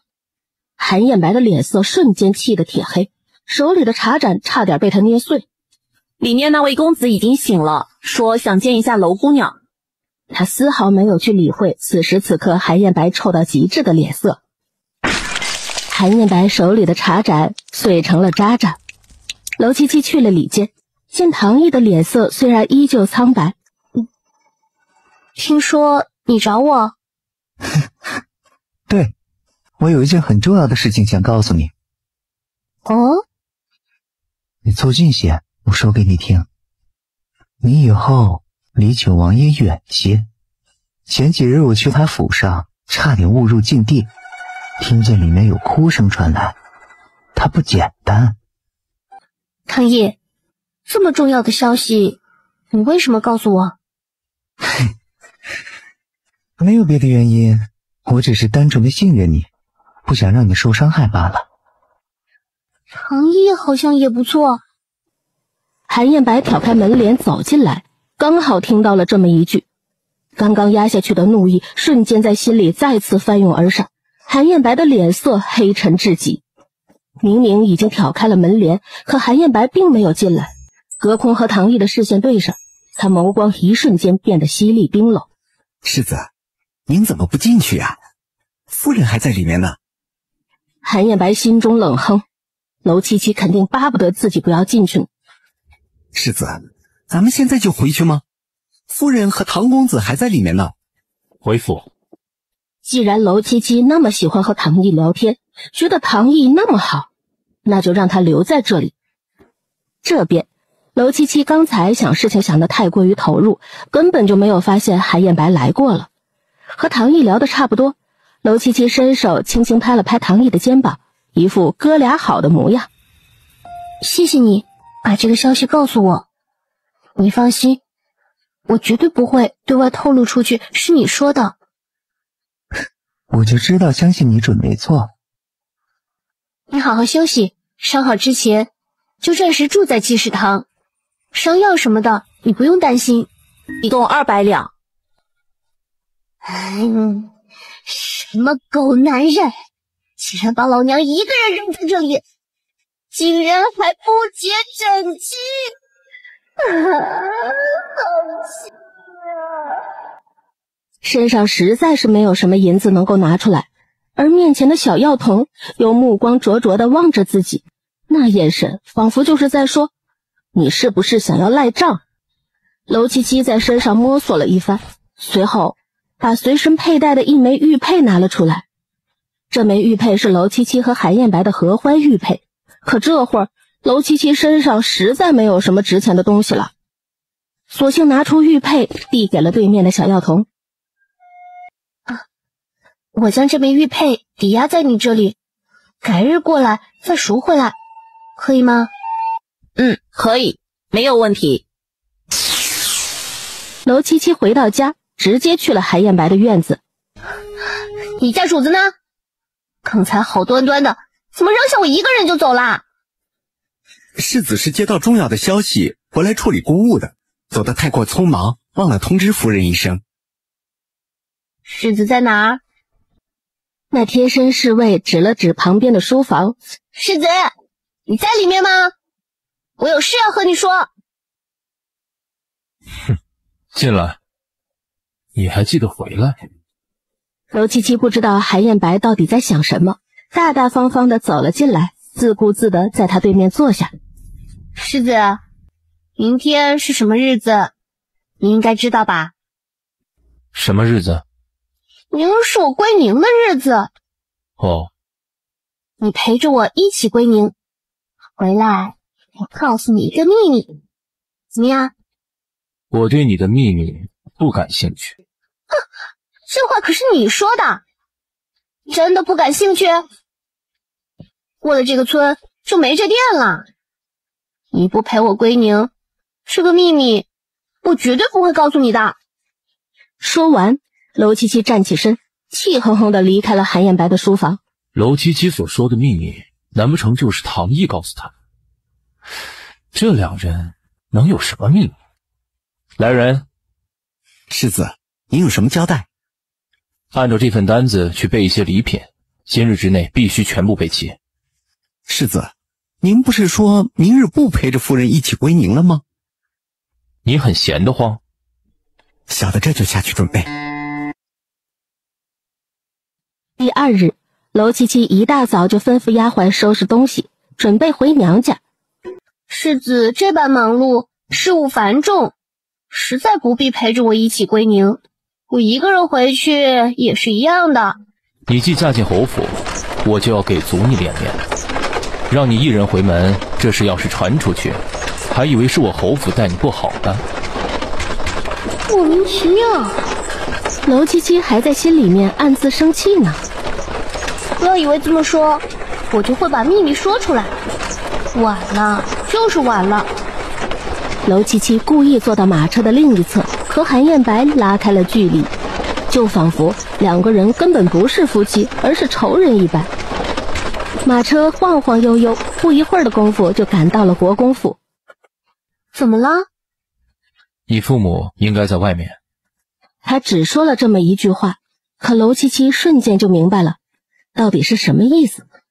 父母都在外面，不管自己和韩彦白的关系到底怎样，也不能让父母得知他们两个人的关系不好，这样他们难免会为自己操心的。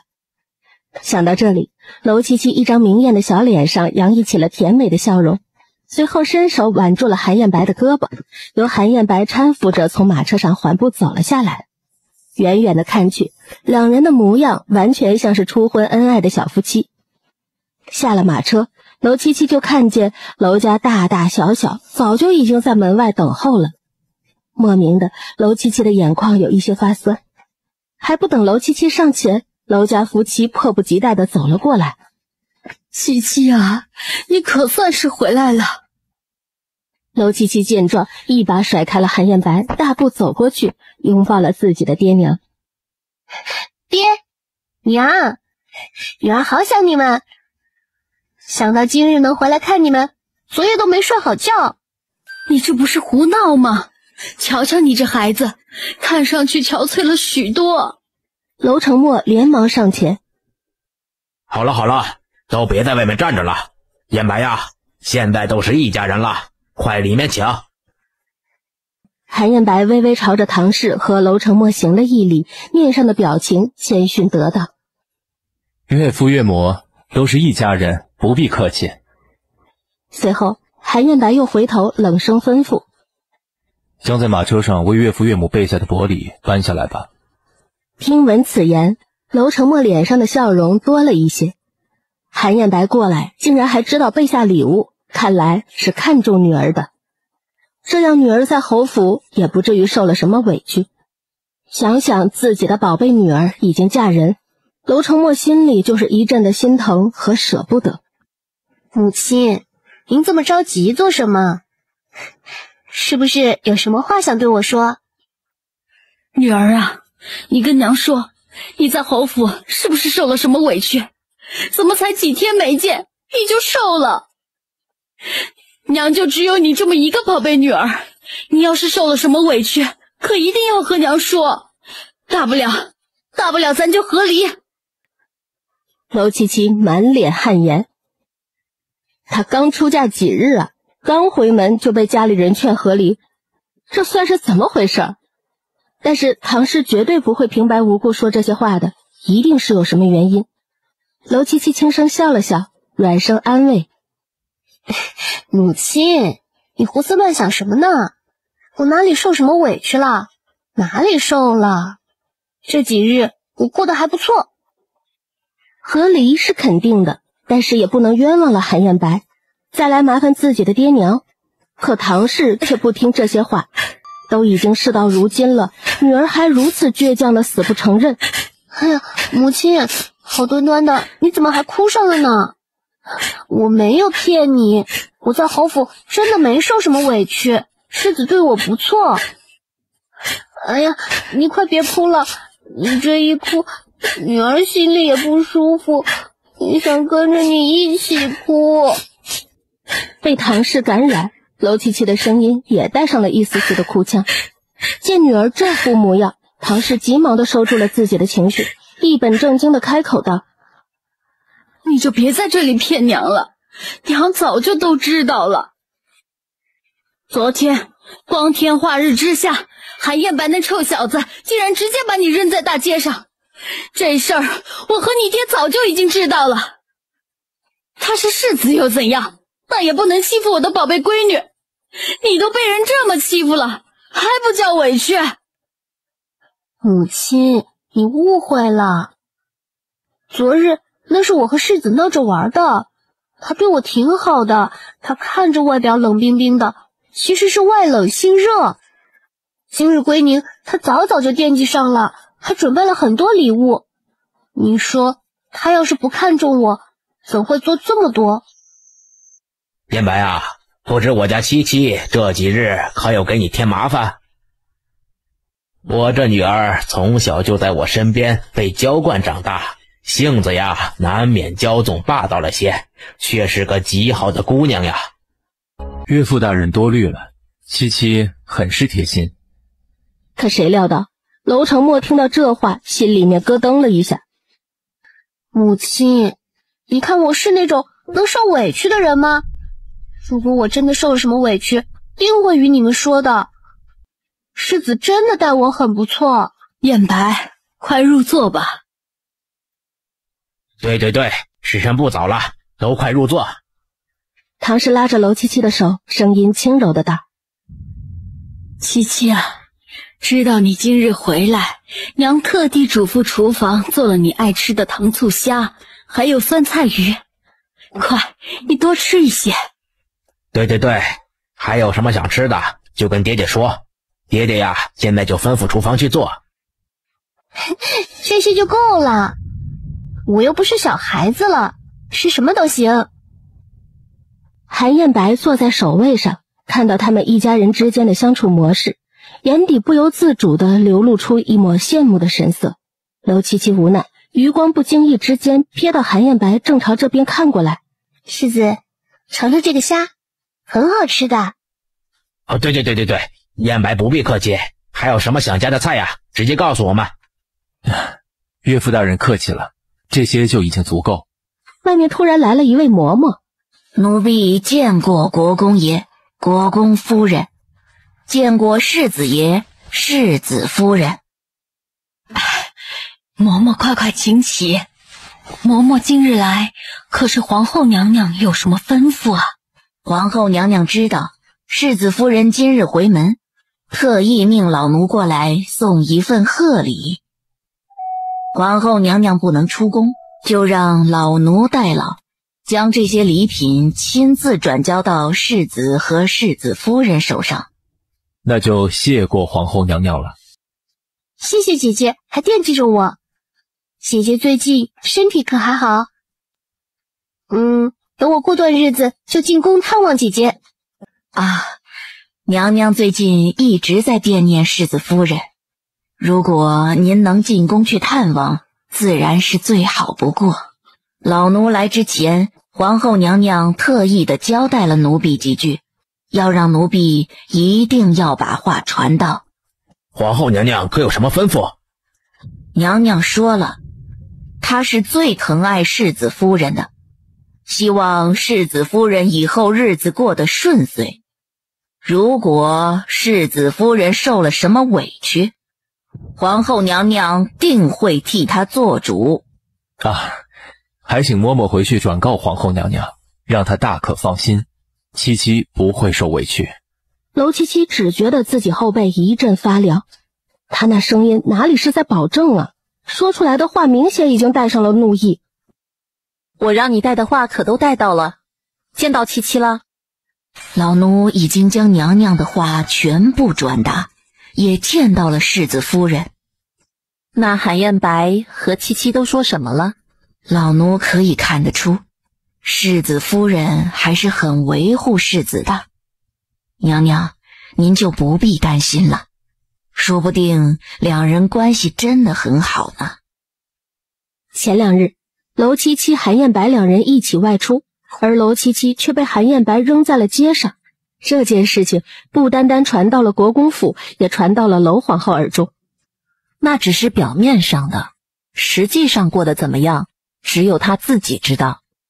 也是可怜了七七啊。这边，娄七七和韩燕白并没有在国公府多待。七七啊，你自己一个人要好好的，要是遇到什么事儿啊，记得回家，爹娘啊都在家呢。这些东西都是我打包好，你能用得上的，全部都带着啊。对，这些都带着，有事啊就回家来找爹。你们这是做什么？要什么东西侯府都有的。再说了，我们都住在京城，以后女儿想你们了，一定会时常回来的。你们别送了，女儿又不是去上战场，你们这样哭哭啼啼的，让外人看见，该笑话我们了。好了，既然这样，爹娘就不多说了。时候不早了，你们快些回吧。马车缓缓地朝着侯府驶去。你躲那么远做什么？我还能吃了你不成？没有的事，谁愿意挨着你坐呀？大冰块，差点没冻死老娘。你是不是很喜欢吃蟹黄酥？啊，我不爱吃啊。问我喜欢吃什么？不会想下毒送我上路吧？韩燕白听了，差点没有气得一口血喷出来。你干什么？你该不会是想杀了我吧？坐直身子，不许发抖。你就这么怕死？你别，我保证，我以后保证听话，不给你惹任何麻烦，行不行？这不是废话吗？谁不怕死啊？更何况本姑娘天生丽质，年纪轻轻就死在你这个狗男人手下，岂不是糟蹋了这一份好容吗？你放心，我并不是喜好杀人的人。你不喜欢杀人，我都不信。自己身上背了多少人命，自己没点数吗？日后你我二人各过各的，相安无事，我便不会动你。真的没有骗我？本世子自然说话算数。你放心，等回到府上，我绝对和你分清界限。我们两个就当谁也不认识谁。唐毅，你怎么来了？你的伤好了吗？你这样出来走动会伤到伤口的。走在前面的韩燕白脚步放缓，脸色此时已经阴沉到了极点。什么时候娄七七和唐毅的关系这么好了？这个女人是不是忘了自己到底是什么身份？我的伤已经好了很多，季世堂的大夫又替我包扎好了，回去再休养几天就没有大碍。我今日过来是特意和你道谢的，谢谢你救了我。韩燕白的脚步不知什么时候已经停下了，脸色阴沉至极。哼，送这男人去医馆的人应该是他才对吧？换做旁人，我也会出手相救的，你不必这么客气。再说了，你不是已经拿秘密和我交换了吗？唐毅忍不住轻笑一声，随后在身上掏出一枚玉佩，递给了娄七七。我离开的时候，听药馆的小药童跟我说，昨日你把玉佩抵押在了那里。我想这玉佩对你肯定很重要，今日替你赎回来了。将玉佩接过来，娄七七的眼神中多了一丝丝的亮光。谢谢你把东西给我拿回来。正好这时，不知道为什么，在不远处站着的韩燕白突然朝这边走了回来。他停在两人身侧。怎么，当着本世子的面儿，你们就开始互送信物了？本世子还真不知道，世子夫人什么时候和你关系这么好了。你在这里胡说八道什么呢？什么信物？我和唐毅只是普通朋友，你这样说实在是太过分了。哦，难道不是在互相交换信物？那刚才他给你的是什么东西？方才本世子看得真真切切。娄七七一副保护的姿态站在了唐毅的面前，他声音冰冷的开口：不是什么信物，这是我的合婚玉佩。眼底的怒意滔天。很好，你竟然将合婚玉佩都给了他。听闻此言，娄七七瞬间无语，这才意识到说错话了。抱歉啊，让你看到笑话，我去和他解释一下。说完就大步的追着韩彦白一起进了侯府。韩彦白的脚步很快，娄七七几乎是小跑了好一会儿才追上他。唐毅就这样定定地站在门口，看着娄七七追过去的背影，眼底不由自主地流露出一丝伤感。娄七七气喘吁吁，小跑地超过了韩彦白，站在他面前拦住了男人的去路。韩彦白，你听我解释。娄七七，你觉得你解释的话我还会听吗？这是合婚玉佩，不是随随便便的什么东西。你竟然能将合婚玉佩给了别人，那还有什么解释的必要？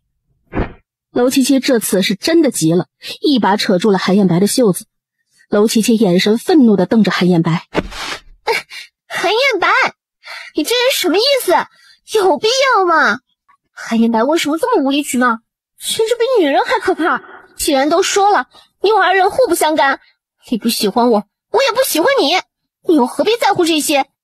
而且娄七七身正不怕影子斜，从来都没有做过的事情，向来不屑和别人解释。你既然不信，那就和离好了，省得我们继续纠缠下去。可此时他还在气头上，理智被愤怒替代，眼神冰冷地看着娄七七，一时之间说不出一句话来。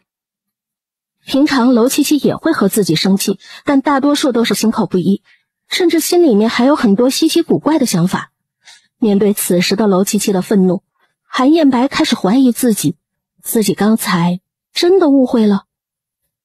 他想要通过娄七七的心声知道此时他到底在想什么，可是这一次不管韩彦白怎样凝精会神的去听，都没有听到那个叽叽喳喳的声音。昨日走了，我银两不够付诊金，不得不把合婚玉佩压在那里。这件事情和唐毅没有关系，他今天过来只是把玉佩还给我，转头大步离开。一时之间，韩彦白整个人站在原地，不知道该怎么做。旁边的侍卫看得惊心动魄，小心翼翼地上前提醒：世子爷，要不要去追夫人？韩彦白没有理会侍卫的话，甩袖大步离开，去了书房。要他去追，凭什么？只是当他慢慢冷静下来时，便意识到了一件事情，娄七七好像和之前变得有些不一样了。他为什么听不见娄七七的心声了？当娄七七从府里出来的时候，看到唐毅还没有离开，唐毅好像是特意等他一般，见到他扬起一抹淡淡的笑。娄七七走过去：你怎么还没走？我怕你们继续吵架，所以特意在这里等一下。这事儿说来都怪我，刚才我解释清楚就好了。这件事情怎么能怪你？是韩彦白他莫名其妙了。莫名其妙的生气，又莫名其妙的误会他。娄七七不愿意提韩彦白。好了，我们不要提他了。今天谢谢你把玉佩给我送过来。你别怪我给你添了麻烦就行。我怎会怪你？这事儿应该是我谢过你才对。正好我也出来了，不如请你吃饭怎么样？你这次身上的银子带够了吗？你放心吧，绝对够。那我便不和世子夫人客气了。两人说好，便一同离开了侯府。两人离开后，在门口守着的一个侍卫急匆匆地进了府。进来。世子，方才夫人出去了。韩彦白的脸色骤变，眉头紧紧皱起。夫人是和唐公子一起出去的。这一下，韩彦白的脸色黑成了锅底。行了，退下吧。夫人回来的时候说一声。过了好一会儿，他突然沉声开口：来人。世子爷，您有什么吩咐？你去查查最近这段时间夫人的动作，尤其是成婚之前，不管事情大小，全都查清楚。这家酒楼的饭菜味道都不错，而且还会有说书的先生，我想你会喜欢。好，那我们今天就在这里吃吧。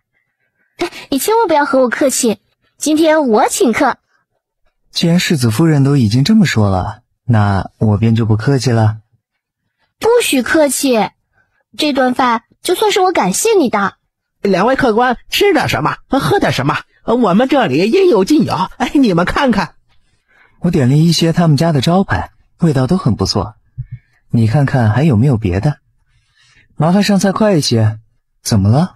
可是这饭菜不合胃口？没有，饭菜很不错。我只是听着说书先生说的故事，觉得有些胡扯罢了。大家都爱听这些，不过这故事的确有一些太过于荒诞。唐叶，我们之前是不是认识？他不记得之前的事情了吗？还是说楼七七也像那书中一样失去了某一段的记忆？你不记得了吗？也不是不记得了，就是有些事情太久远，不太清楚罢了。我们之前自然是认识的，当年我去别人府上弹奏，不小心被人暗伤，中了一箭，流血不止。所以当时你受伤，是我把你救了吗？的确是你救了我，不然我就真的只有死路一条了。这都是过去的事情了，如果换做旁人，我肯定也会出手相救的，你不必放在心上。既然咱们关系这么好，你就别和我这么生分了，总是叫世子夫人，倒是把我们两人之间的情分给扯淡了。这样吧，以后你就叫我的名字，我们认成姐弟，怎么样？为什么是姐弟？如果你不愿意做姐弟的话，那我们做兄弟也行啊。既然这样，那我们以后就以兄弟相称好了。既然都已经成了兄弟，那以后是不是要互帮互助？唐毅茫然的点头，紧接着又听到楼七七说：那我以后要是遇到了什么问题、什么困难，去骚扰你的话，你可千万别嫌我烦。我自然不会嫌你烦。七七，你成亲以后过得怎么样？算了，不提也罢，也就那样吧，和没成亲没什么不同。如果你以后遇到什么困难，可以随时来找我。这话可是你说的，我已经记在心里了。我下次遇到麻烦，绝对不会和你客气的。比如说，去酒楼吃饭没带钱呀，到时候找你去要银子，你可别把我赶出来。请你吃顿饭也是可以的。两人就这样坐在酒楼里，直到酒楼里面的客人全部已经散去。唐毅看得出来，这个时候楼七七并不愿意回侯府，他们一直坐在这里，时不时的说笑几句。此刻韩燕白依旧坐在书房里，看门的侍卫不敢有任何的拖延，硬着头皮敲了敲门。进来。世子，天都要黑了，夫人还没回来，我们用不用去找一找夫人？现在天有些凉了，夫人出门时……行了。凭什么楼七七离家出走还要自己去找他？这不就成了他认错了吗？那个女人离开的时候脾气不是挺大的，有本事就不要回来好了。想到这，韩燕白胸腔里面的怒意无法控制住，他重重的一拍桌子，冷声下令：不许出去找，谁敢去便逐出侯府，把府上所有的门全都锁了，没有本世子允许，不许打开。子爷的命令他不得不听从，应了一句是，侍卫低着头出去办事了。楼七七这边磨蹭到酒店打烊，店小二已经来催了4、5次了，最后店小二都无奈了。两位客官，我们小店是真的要打烊了，你们要是没有吃好，可以换一家店继续吃，或者改日再来。抱歉了，给你们添麻烦了。唐毅跟在他身后，两个人一同出了酒楼。我送你回去吧，现在天色也不早了，你还带了这么多银子，我送你会安全一些。哎，别，你要是不说，别人怎么会知道我身上带什么？无妨，我送你。娄七七心想，自己还要再多活一段时间呢。今天白日就是因为唐毅突然出现在了侯府的门口，韩彦白这个男人就差点没把自己给吃了。不用了，我一个人回去就行。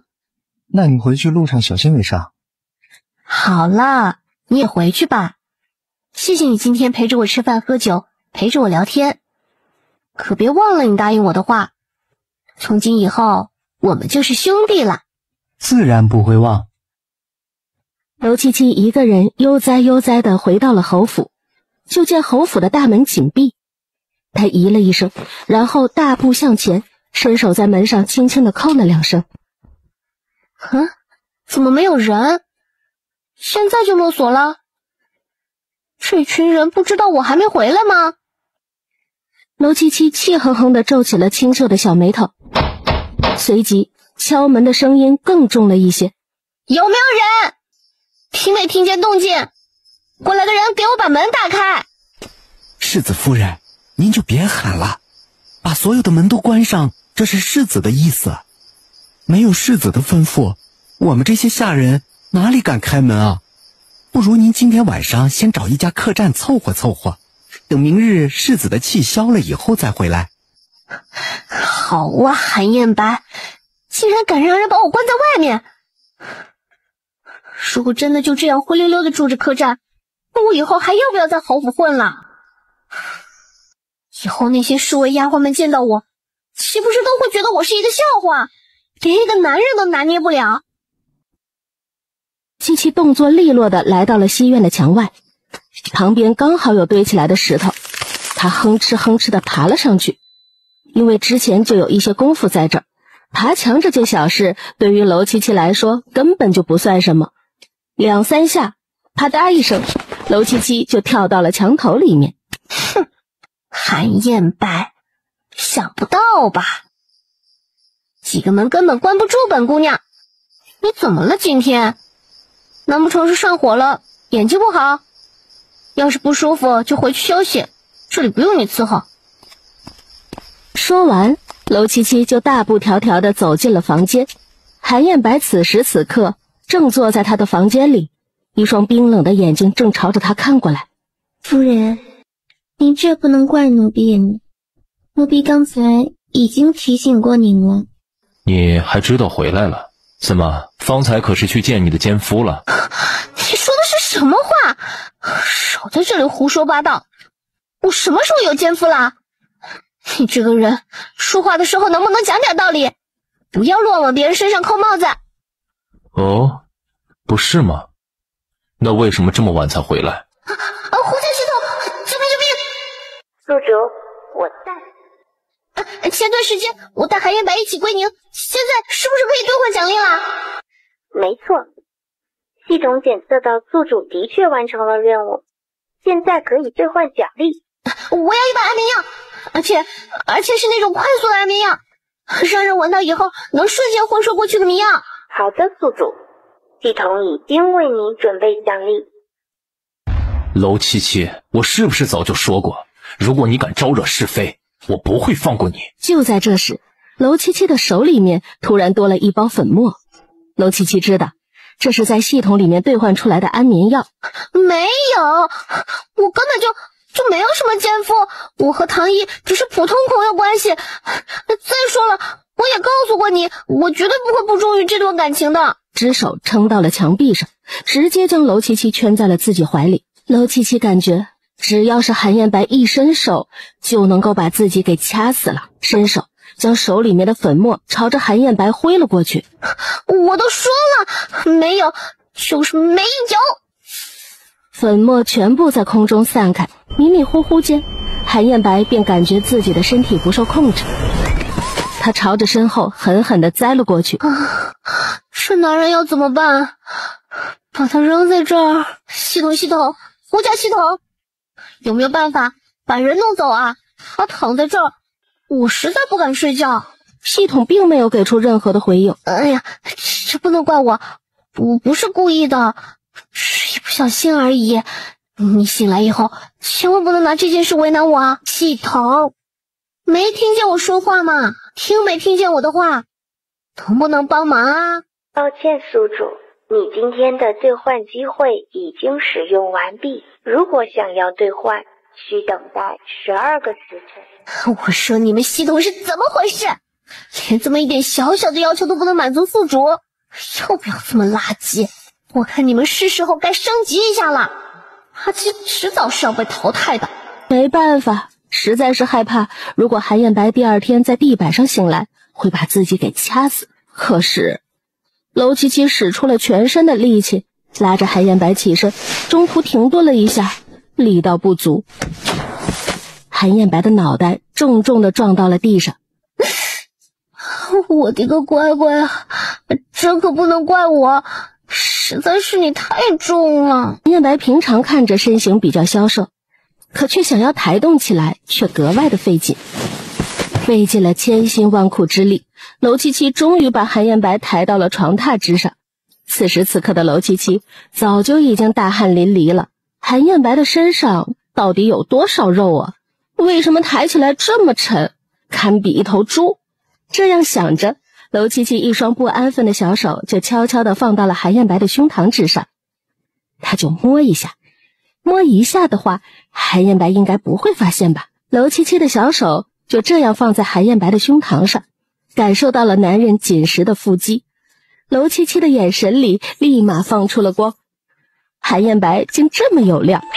娄七七手上使劲地捏了2把，这手感还真不错。吃过韩彦白的豆腐，娄七七实在是有一些累了，刚刚倚靠在榻上，便沉沉地睡了过去。第二日，韩彦白悠悠转醒，刚刚睁开眼，便感觉自己的头有些疼，缓缓地坐起身来，便发现自己是在娄七七的房间里。清晨，柔顺的阳光透过窗子洒了进来，像是有浅浅的金光洒在了娄七七的身上。这时，睡梦中的娄七七好像察觉到了什么。来人，世子爷，您有什么吩咐？你去调查一下，夫人之前和太子妃有什么交集，是不是发生过什么？侍卫点头。娄七七悠悠转醒，刚刚翻了个身，猛地清醒过来，想起昨天晚上韩彦白留宿在了自己的房间里，他的眼神下意识地朝着床榻上看去，只见床榻上都已经空空如也，却并不见男人的身影。狗男人就这么走了？娄七七的话刚刚落地，就看到不远处的茶桌旁，韩彦白手里拿着一条鞭子，正面色冰冷地坐在那里。你在房间里，怎么也不出声啊？如果我要是出声的话，岂不是就听不见夫人是怎么唤我的了？我刚才是胡说八道的，不是在说你。哦，不是在说谎，那是还有哪一个男人曾经在夫人这里留宿过？早知道这狗男人在屋里，我就不说话了。一步一步朝着娄七七靠近，直到站在了软榻旁。察觉到男人身上那股强大的威压气势，娄七七的小身子哆嗦着，把自己缩成了一团，躲到了最里面。说吧，狗男人是不是唐毅？你少在这里诬陷好人，我和唐毅清清白白，我们2个人之间根本什么也没有。拜托大哥，你想象力能不能不要那么丰富？莫名的心声再次响起。韩彦白虽然疑惑不解，可对此事还是很满意的，而同时听到了这个答案，心中也格外的喜悦。他就知道娄七七还不至于眼瞎看上唐毅。哦，是吗？我怎么就这么不信呢？那你要怎么样才能相信我？我都说了800遍了，我和唐毅只是有过几面之缘的朋友罢了。要说真的有什么特别的缘分。听到这里，韩彦白的眉头再次深深皱了起来。或许就是我之前无意间救过他的命，所以他把我当成救命恩人，就这样。你之前救过唐毅的命？我也不记得了，这都是唐毅说的。如果本姑娘真的看上你个小哥哥，你以为还有你什么事儿？本姑娘早就撂挑子走人了。韩燕白刚刚缓和下来的脸色，在听到这句话的时候，再一次阴沉了下去。韩燕白一把捏住娄七七的下巴，迫使着娄七七抬头看着自己。还有什么事情瞒着我？把所有的事情全部都交代了。老娘哪里还有什么秘密啊？难道他发现我不正常，猜到我不是本人了？不行，绝对不能交代，要是交代了，肯定会被切片研究。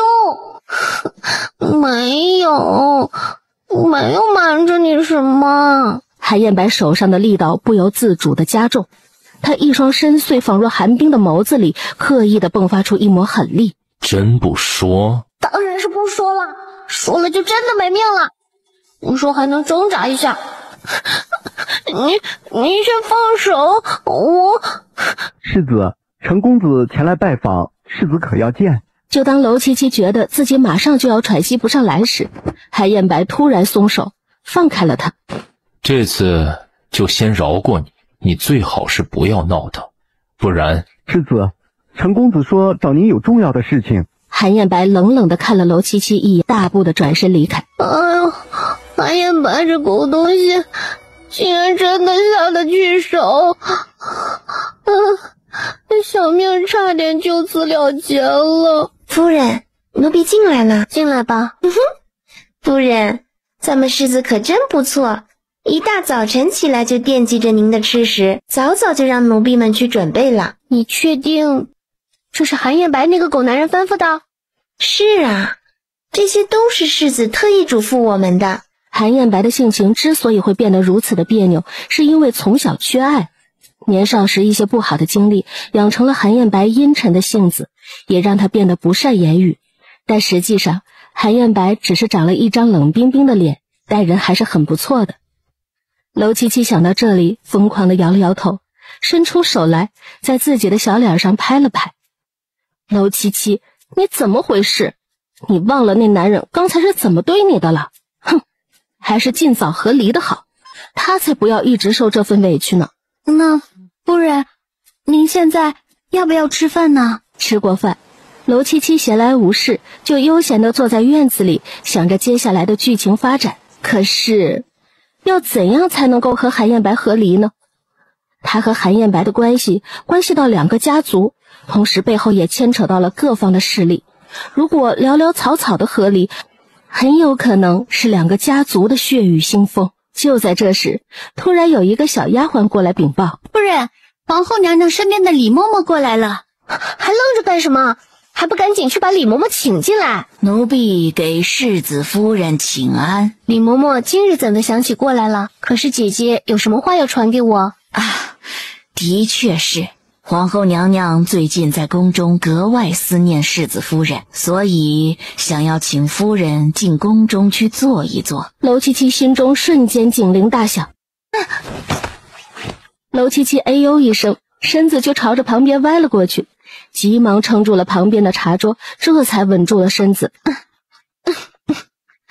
李嬷嬷，恐怕是要让姐姐失望了。偶感风寒，今日身体不适，如若这副模样进宫，肯定会给姐姐带了病气过去。姐姐尊为凤体，我定不能给她添乱。娄七七看出了她的为难，拿过银子塞到了李嬷嬷的手中，再次重重地咳了两声，显得有气无力。嬷嬷，实在是我身体不适，不过嬷嬷请放心，得空我就去见姐姐，这些就当做您的辛苦费。哎呀，老奴也不是在意钱财，只是担心娘娘失望。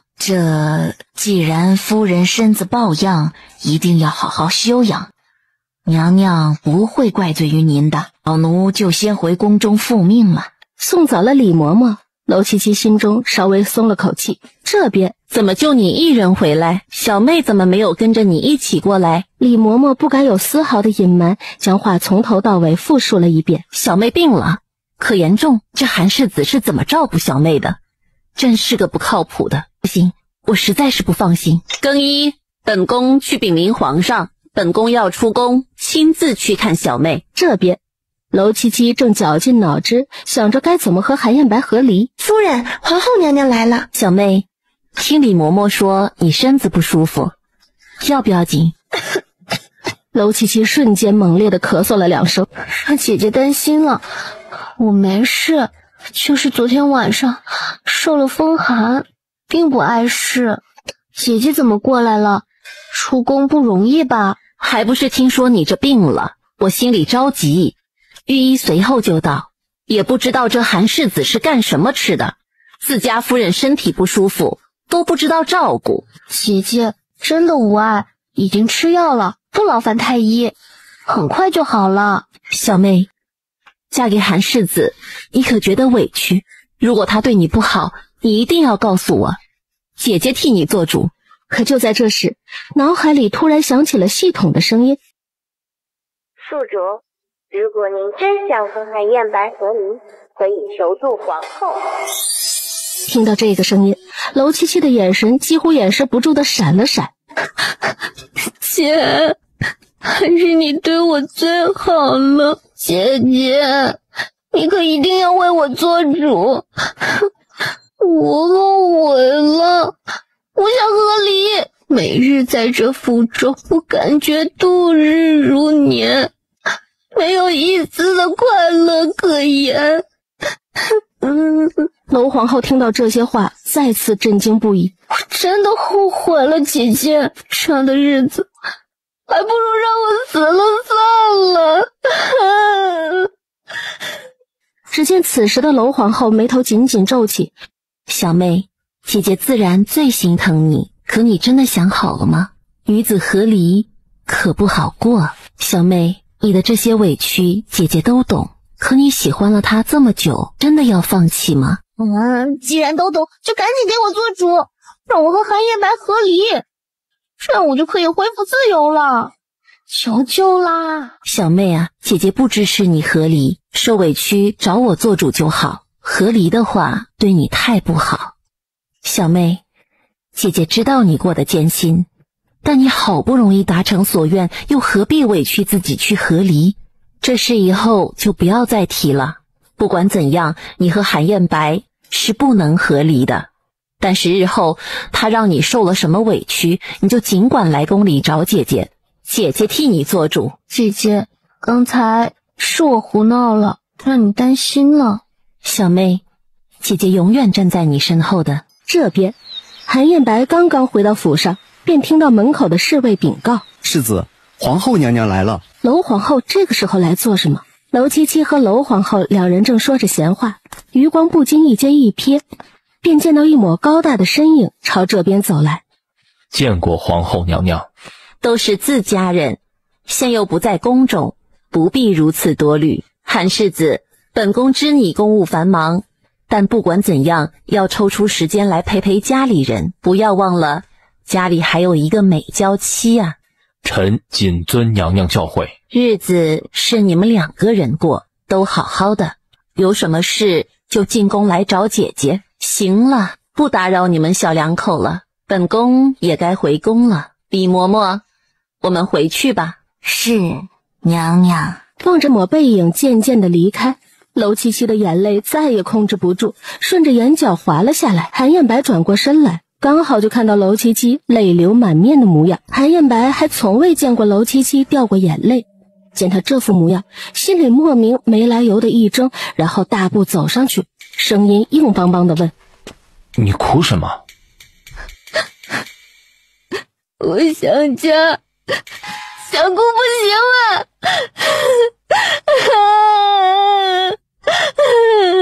伸手将娄七七揽在了自己怀里，伸出手来，动作轻缓地替娄七七擦掉了眼角的眼泪。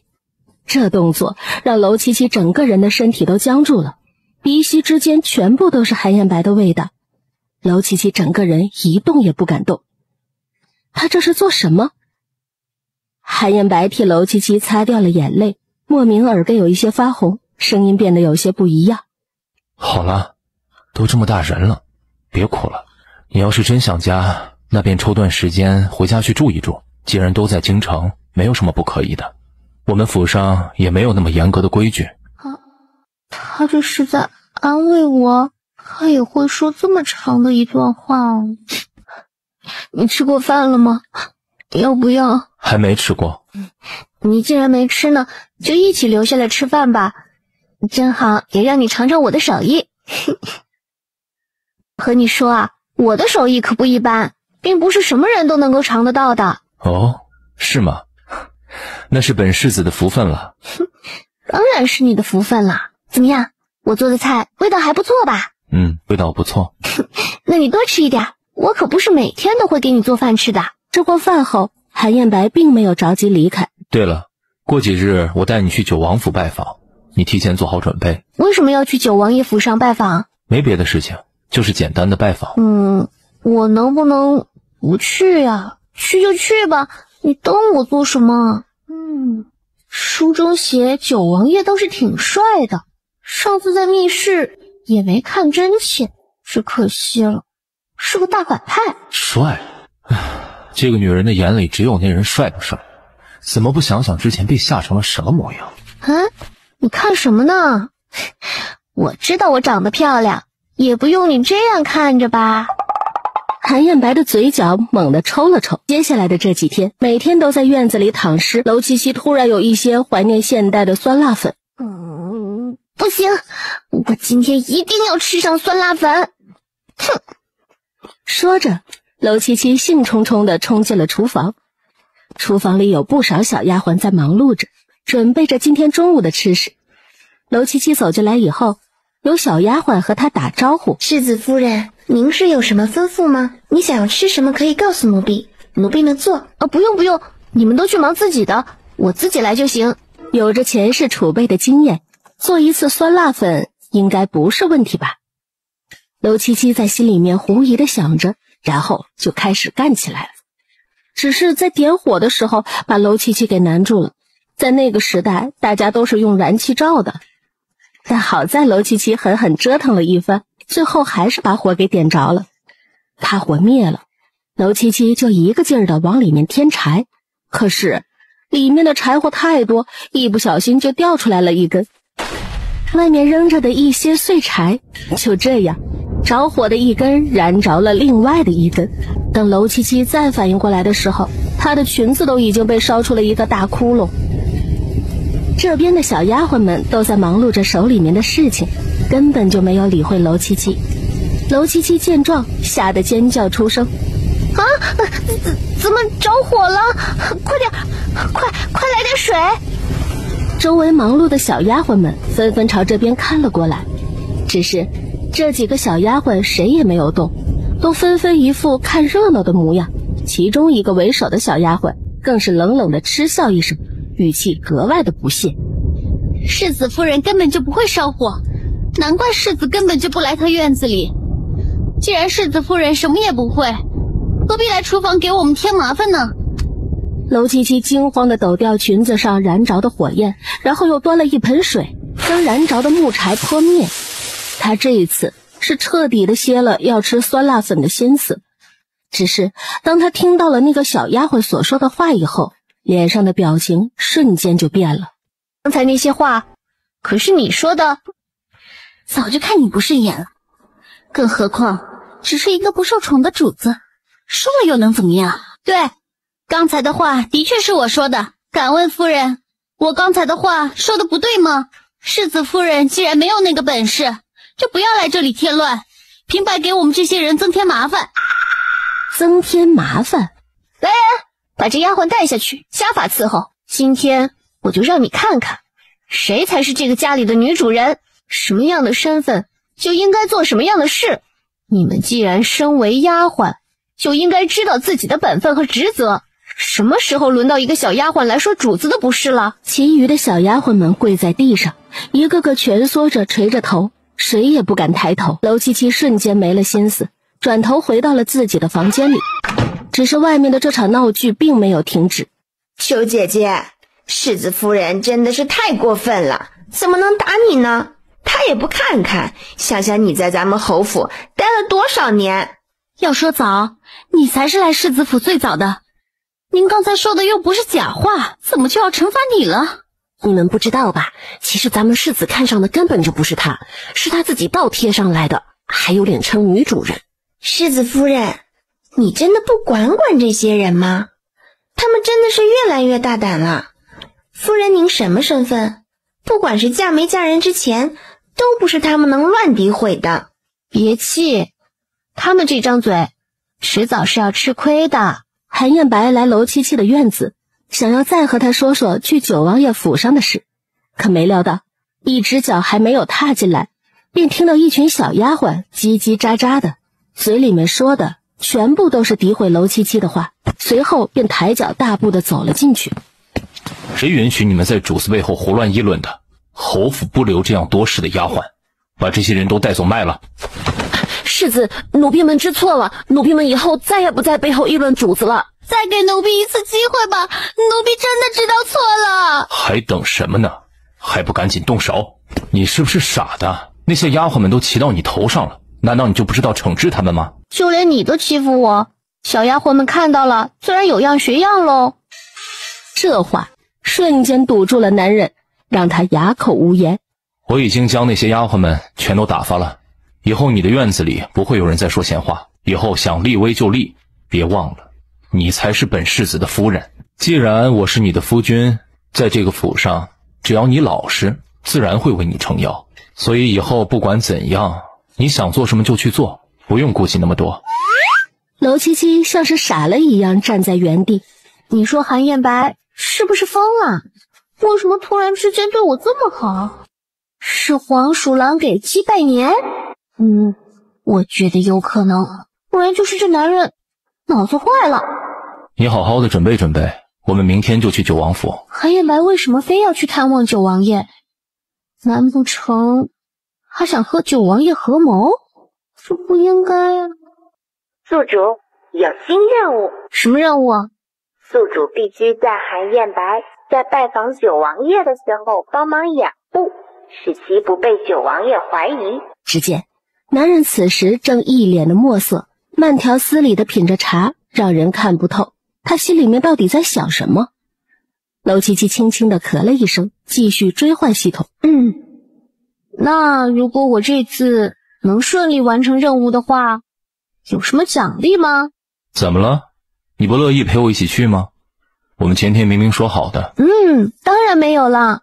今天世子都替我做主了，如此维护我，我自然处处追随世子。燕白嫌弃地瞥了娄七七一眼。如果宿主这次能顺利完成任务，可以获得一个很大的奖励。快说，什么奖励？媚术10级。我完成了这么厉害的一项任务，难道就不能换个货真价实的奖励吗？这算什么奖励？我根本就不需要这个。我看你们系统都是欺负老实人，是不是欺负我拿你们没办法？宿主，这奖励是系统内定的，我不能做主，而且媚术对于宿主来说作用很大。韩燕白原本只想安安静静的在娄七七这里喝个茶，可是娄七七心里面的声音一直响个不停，吵得他头都快大了。难道他没有看见自己一个大活人坐在这里吗？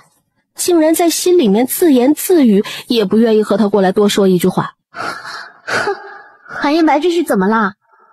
我刚才惹到他了？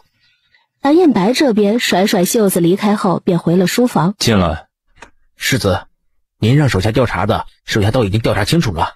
最近太子这边也不安定，根据我们安插在太子身边的眼线回信，说太子最近想要子嗣，让我们的人想办法在平常太子吃的补品里加些料。侍卫微微的朝着韩燕白点了点头，便退了出去。韩燕白默默地坐在书房里，对着书房里的一幅画看得良久。如果这个时候娄七七出现在书房里，一定能够看得出来，书房里的这幅画正好就是柳平燕。而此时此刻，太子府邸，奴婢最近打探到的消息是，世子和世子夫人感情甚好，两人同进同出，而且世子为了世子夫人，甚至赶走了好多坏事的丫鬟，这其中就有咱们的人。哼，真没想到娄七七真的是好手段呢。你这是怎么了？今日为何如此生气？臣妾见过太子。庭燕，不必行礼，说到底是什么事让太子妃如此生气？你们这些做奴婢的，就是这么伺候太子妃的？太子，您别多想，别怪他们，不是他们的错，是我的原因。我知道太子一直想要一个孩子，可我却一直没能有身孕，所以心中才会这般着急。庭燕，这事不能怪你，不必着急，或许是我们和孩子的缘分还未到。臣妾都听太子的。太子最近可是很劳累，用不用妾身给您按按？那就辛苦庭燕了。太子最近焦虑，可是因为朝中的局势？的确是因为此事。最近我得到消息，其他几个王爷那里都不怎么太平，有几个已经悄悄开始行动了。虽然我现在贵为太子，但却一直没有子嗣，皇位之中我不一定是最大的赢家。臣妾可有什么能帮得上太子的？这些都是朝中的事，你就不用操心了。太子恕罪，是臣妾刚才走神了。臣妾最近这段时间也有些累。既然庭燕也累了，那便回去休息吧。去，将我私藏的春江晚景图拿来。太子妃说的可是那件您最喜欢的春江晚景图，您当初为了这幅画可是和世子……行了，闭嘴！这些话以后都不许再乱说。太子妃，是奴婢愚钝，奴婢知错，奴婢以后一定会注意的。行了，你起来吧，去将我私藏的那幅画拿来，然后派个人悄悄地送到侯府，给韩燕白。切记，这件事不要让别人知道。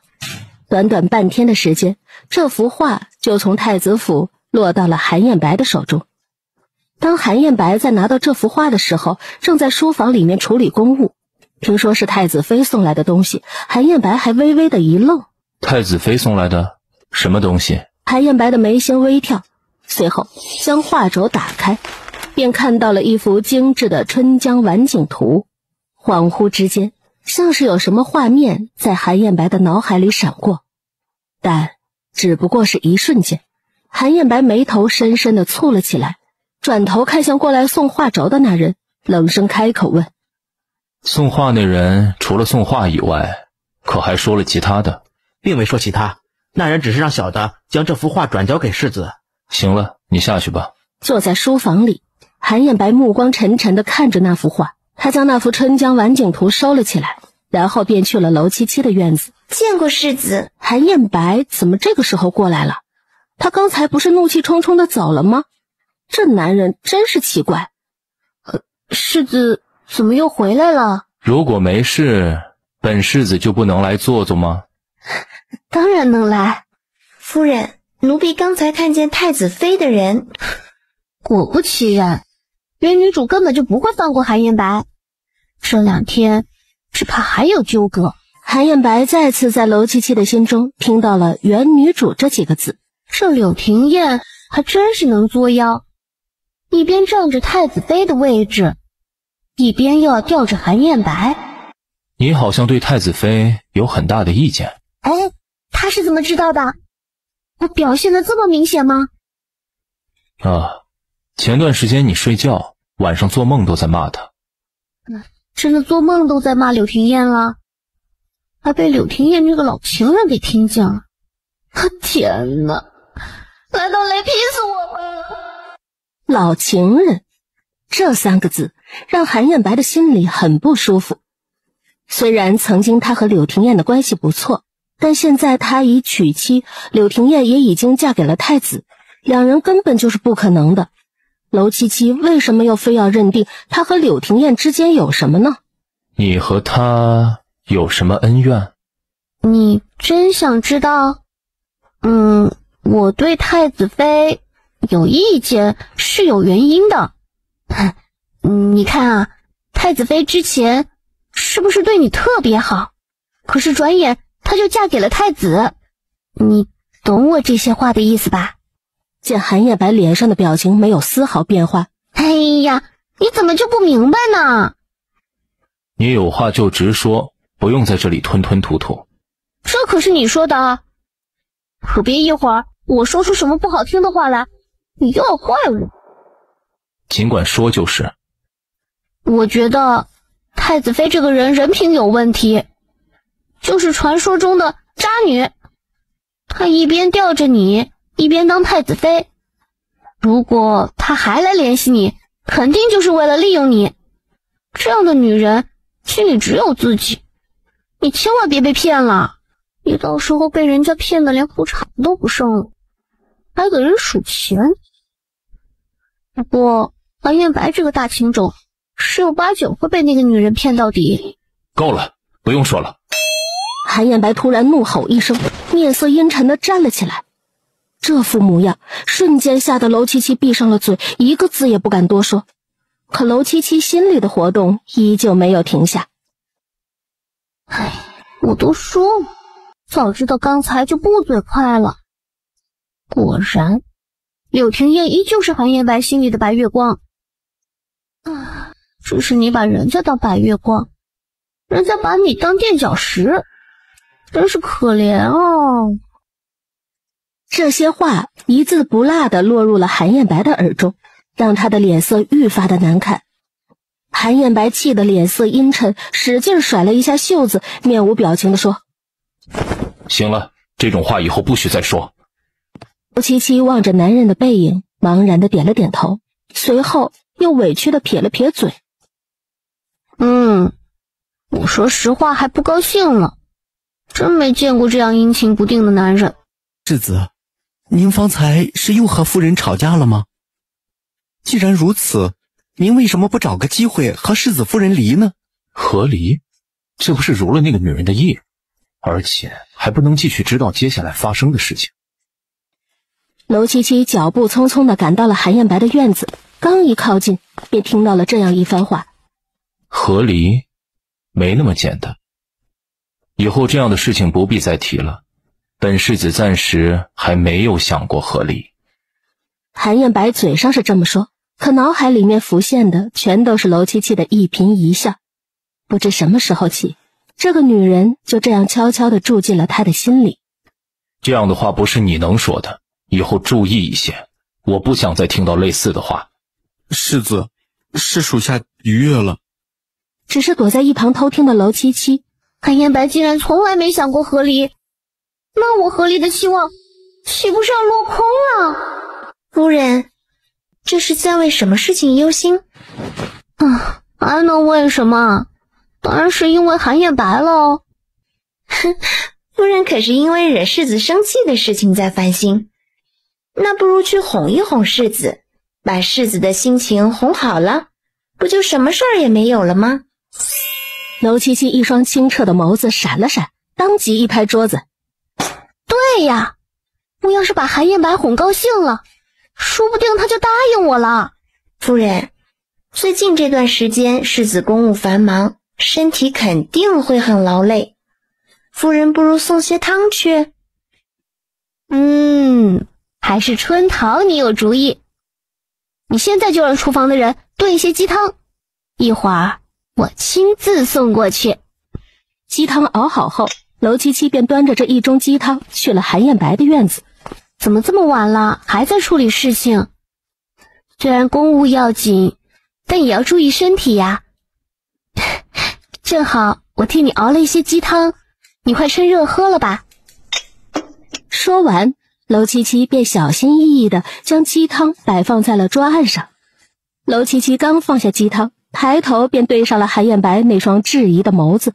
你用这样的眼神看着我做什么？难不成我给你送鸡汤来还做错了？我还不是看你最近太辛苦了，体贴你，过来给你送份鸡汤，你可别不知好歹。韩燕白听到楼七七心中这句话，嘴角忍不住抽了抽。我只是意外，你什么时候这么体贴了？我本来就是个体贴的性子，只是你之前没有发现罢了。再说了，咱们之前就说好了的，互帮互助。吃人嘴软，拿人手短。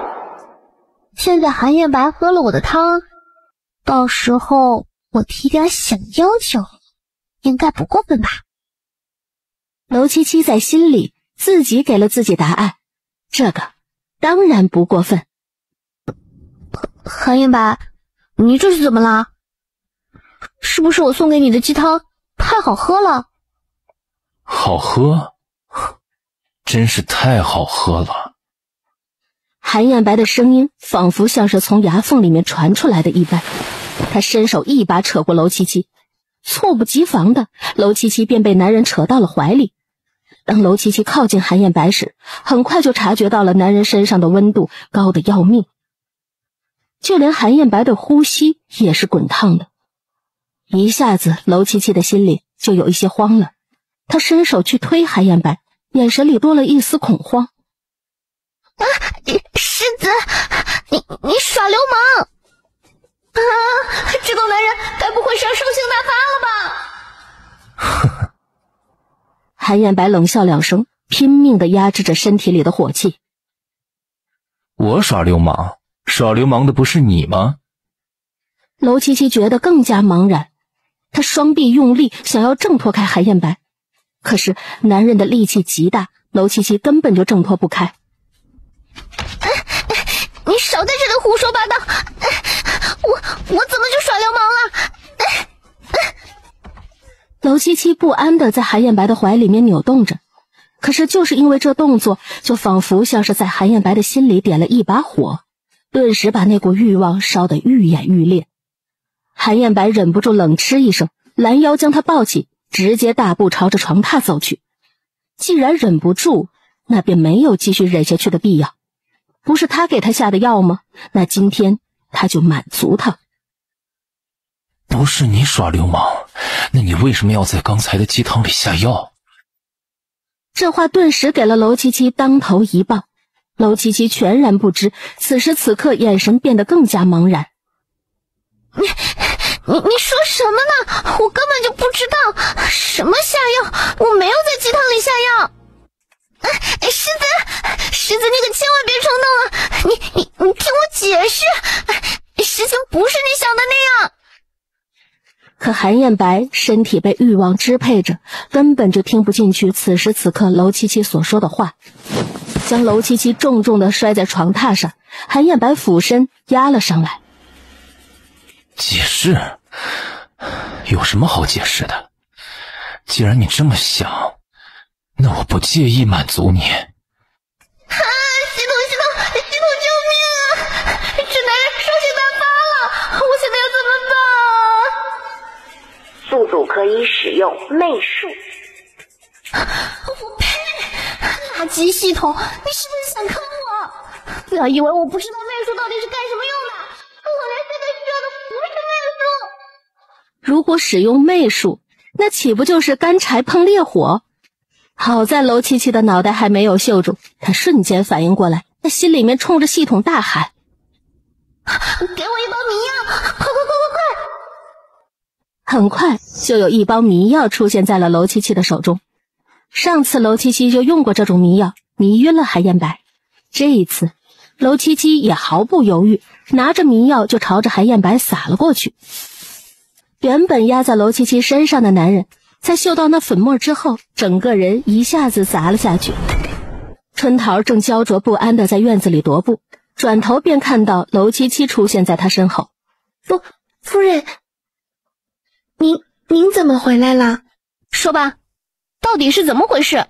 春桃不该有任何的隐瞒，扑通一声就在楼七七的跟前跪了下来。夫人，这是皇后娘娘给奴婢下的命令。皇后娘娘说，只要夫人怀上世子的孩子，世子就会好好爱护你的。这件事你之前为什么没有告诉我？为什么没有和我商量？一仆不是二主，你应该知道到底谁才是你的主子。奴婢知错了，你就饶过奴婢这一次吧，奴婢以后再也不敢了。奴婢心里清楚，您才是奴婢的主子，但奴婢也想让您过得好一些呀。行了，你起来吧。记住，以后我不希望再发生这样的事情，不然不要怪我不念及主仆情谊。我虽然好说话，但眼睛里也容不下沙子。夫人放心，以后绝对不会有这样的事情发生了。以后奴婢什么都听您的，夫人让奴婢做什么，奴婢就去做什么。第二日，韩燕白醒来后便察觉到身体的不对劲，某一处此时此刻还和昨晚一样屹立不倒。就在这时，墨竹突然来敲门。世子，您醒了吗？早饭已经摆好了。一边敲门，墨竹一边在心里面疑惑着，今天世子怎么起得这样晚？平常的这个时候，世子早早的就已经起床了，而且世子并没有赖床的习惯。不用等我，楼七七，你真是好样的。但与此同时，韩燕白心里面又产生了一个疑惑，昨天晚上楼七七为什么没有趁机对自己下手？那一碗鸡汤明明是楼七七端过来的，可最后他却临阵脱逃了。那一开始他又为什么要在鸡汤里面下料呢？这一点韩燕白想不通。楼七七左思右想，最后还是决定进宫一趟，找楼皇后好好的说道。如果不和她说清楚，说不定以后还会整出什么幺蛾子来。楼七七可不想天天防备着，万一哪天防备不慎，自己就中招了呢。因为之前楼七七就经常进宫陪伴楼皇后，也算是皇宫里的常客，她一路畅通无阻的直接进了楼皇后的寝宫。你这是怎么了？可是韩燕白欺负你了？如果韩燕白要是欺负你，你就告诉本宫，本宫替你做主。行了，有什么事你就说吧，怎么还这般遮遮掩掩的？姐，昨天晚上春桃在我的鸡汤里面下药，这件事情是不是你做的？对，是我做的。我这还不是为了你好。你如果能够尽快怀上韩燕白的孩子，以后也就不会过得太难了。我说姐，你就行行好吧，放过我，不要折腾我了。以后可千万别再出这样的馊主意了。至于我和韩燕白的关系，我会自己看着来的，绝不会给我们家添麻烦。不管自己和韩燕白的关系怎么样，楼七七还是会站在大局上考虑的，绝对不会耍小性子。所以昨天晚上你们……你一个当今皇后，居然打听别人房里的事情，知不知道羞了？而且我们什么都没发生。好，我不打听就是了。我还是那句话，如果你有了韩燕白的孩子，身份就会大不相同。我这么做也是为了你好。对，都是为了我好。但是下次你出什么馊主意的时候，能不能提前通知我一声，不要把我也算计进去。好，小妹，以后有什么事我都会通知你。皇上驾到。没事，你我同为姐妹，陛下在也没有关系。在你姐姐这里不必这么多礼数，起来吧。七七，嫁人以后感觉如何呀？还好，我活得挺好的。陛下，你别听他乱说，他向来就是个嘴巴快的，没有别的意思。哼，过得好不好，这都是你自己的选择。当初是你非要喜欢韩世子，强迫嫁给人家的，以后就算有什么委屈也压在肚子里，少来麻烦你姐姐。我以后定然不会再来麻烦姐姐。皇帝回到御书房后，叫来了2个穿着黑衣的人。你们带人围着侯府，时刻留意着韩燕白和楼七七的动静。是。楼七七漫无目的的在花园里面闲逛着，不经意之间瞥到了假山。他眉头紧跟着紧紧的皱了起来，眼睛死死的盯着假山那一处。他往后看了一眼，见没有人跟自己，便顺着小门往里走了进去。一边走，楼七七还小心翼翼地观察着四周。说，九王爷为什么要让你这么做？目的又是什么？是韩燕白。可这个声音又和韩燕白平常有些不太一样。此时此刻，他的声音就仿佛像是罗刹一般带着杀意。娄七七意识到自己好像闯到了不该来的地方，却偏偏在这个时候，他转身，不知道脚下绊到了什么东西，整个人朝前面趴了下去。猝不及防，娄七七摔了个大马趴，还不等娄七七站起来，一把刀直接架在了他的脖子上。那个，你别动啊，我什么也没听见。手里握着剑的男人一身黑衣，蒙着面，仿佛是隐藏在夜色中。听到娄七七的话，丝毫没有手下留情。娄七七只觉得脖子上一疼，有鲜血冒了出来。霎时间，黑暗之中，娄七七的脸色变得惨白。住手！韩燕白大步向前，伸手将娄七七扶了起来。怎么样？有没有事？我没事，我什么也没听见，你们不用多想。韩燕白大步朝着娄七七走了过去，拦腰直接将娄七七抱起。你想要做什么？刚才你的手下没有杀了我，现在你想要置我于死地吗？韩燕白，我告诉你，你可千万别忘了我们之前的约定。还有，你要是杀了我，整个国公府也不会放过你的。如果我真的想杀你，刚才就不会把你救下来。你说的是真的？没有骗我？一言既出，驷马难追，自然不会骗你。韩燕白的声音清朗，他就这样抱着娄七七直接回了院子。好好在屋里待着，别到处乱溜达。行了，你还是去忙你的吧，别在我这里待着了。去拿一些清理伤口的药过来。都受伤了，这会儿不怕了？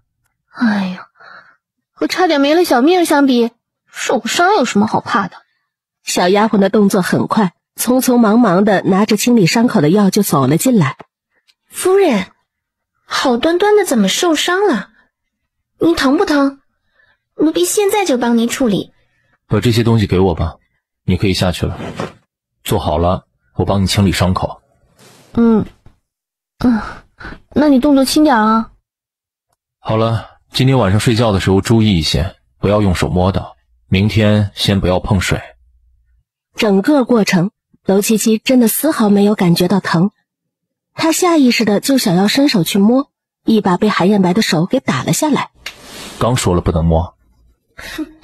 原来韩燕白这个男人也有温柔的一面。不过，如果以后韩燕白都这样的话，好像也不错。韩燕白手上的动作不由自主的一顿，下意识的朝着娄七七看了一眼，随即不着痕迹的收回了视线。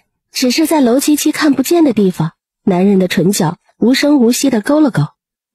韩燕白并没有在娄七七的房间里多停留。夫人，您的伤怎么样了？要不要紧？我没事，就是一点小伤而已。夫人好像和之前不太一样了。为什么这么说？我能有什么不一样啊？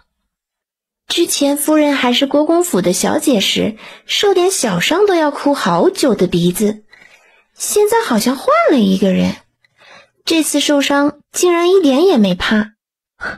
当然不一样了，你也说了，之前我是国公府的小姐，但现在我已经嫁做人妇，当然不能天天哭哭啼啼的了。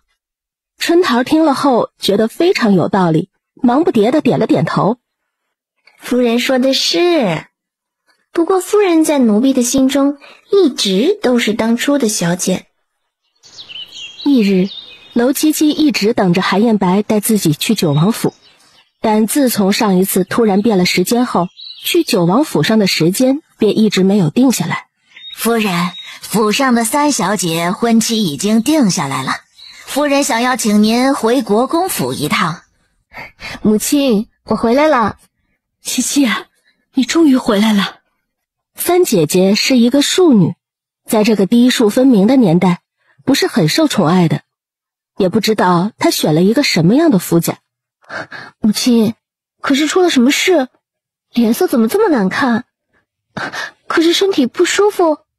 我要是身体能舒服才怪呢。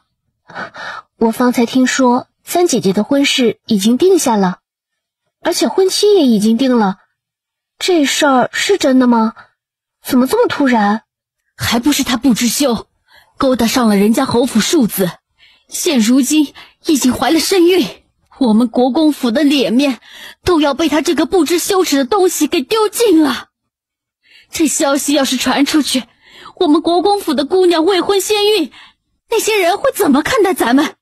会怎么看待国公爷？哼，不要以为我不知道他们心里是怎么想的，就想着傍上侯府庶子，怀个孩子，这样过去做个正妻。他也不想想，用这样肮脏的手段做了正妻，又有谁会高看他？母亲，这事儿你先别生气，不如先把三姐叫过来，好好问问到底是怎么回事儿。或许是那侯府的庶子欺负了三姐呢。去，把三小姐叫过来。哎呀，母亲，你不要生气，别气坏了身子。身子可是自己的，实在是管不了了，那就不用管，随他们去自生自灭。很快，娄三小姐便被叫了过来。母亲，你叫我过来可有何事？跪下！唐氏直接冷道：你好好说说，你和侯府家的那小子到底是怎么回事？今天你妹妹回府，听说了这事儿，就觉得你是被侯府庶子欺负了，还想着为你做主呢。跪在地上的三小姐低垂着眉头，嘴角勾起一抹讥讽的笑。哼，替我做主，少在这里假惺惺了，能替我做主的只有自己。三姐，你倒是说说这到底是怎么回事儿？你是国公府的三小姐，想要什么样的夫家没有？为什么非要用这样的手段嫁进别人家去呢？还有什么好说的？你不都已经知道了？三姐姐，我是想问问你怎么想的，好端端的，为何非要作践自己？什么叫作践？我和自己心爱的人在一起，难道这还有错了吗？哼，不要以为我不知道你怎么想的。你以为攀上了顾侯家的庶子，就可以光明正大的过去做正妻了？你真以为这是一门好亲事？真觉得这是一个好出路？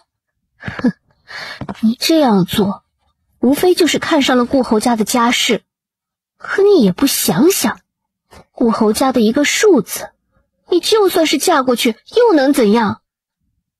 哼，原本你可以有一门好亲事的，经你这么一作，好亲事怕是没希望了。听到娄七七所说的这些话，三小姐的表情瞬间变得阴狠。娄七七，你少在这里装模作样！什么好亲事？我一个庶女，如果不自己谋划，你们谁会想着替我找一门好亲事？看来你是还没有意识到自己的错。母亲，我们国公府如果有人触犯了家规，该怎么处置？自然是鞭子伺候。三小姐不守女儿名节，辱没国公府名声，触犯家规，来人，家法伺候。这一次娄七七并没有阻拦。三小姐被叫过来训话的消息，不知道什么时候传到了柳姨娘的耳朵中。柳姨娘就是这位三小姐的生母，她急匆匆地赶来，便看到有两个婆子将自己的女儿按在板凳上，其中一个手里还拿着鞭子，是准备行家法。夫人，您饶了三小姐吧，都是妾教导无方，没有管好她，才让她犯了错。现在眼下两家已经定下了婚事，要是三小姐受了点什么伤，到时候嫁过去肯定又要闹笑话的。柳姨娘，你现在知道闹笑话了？早干嘛去了？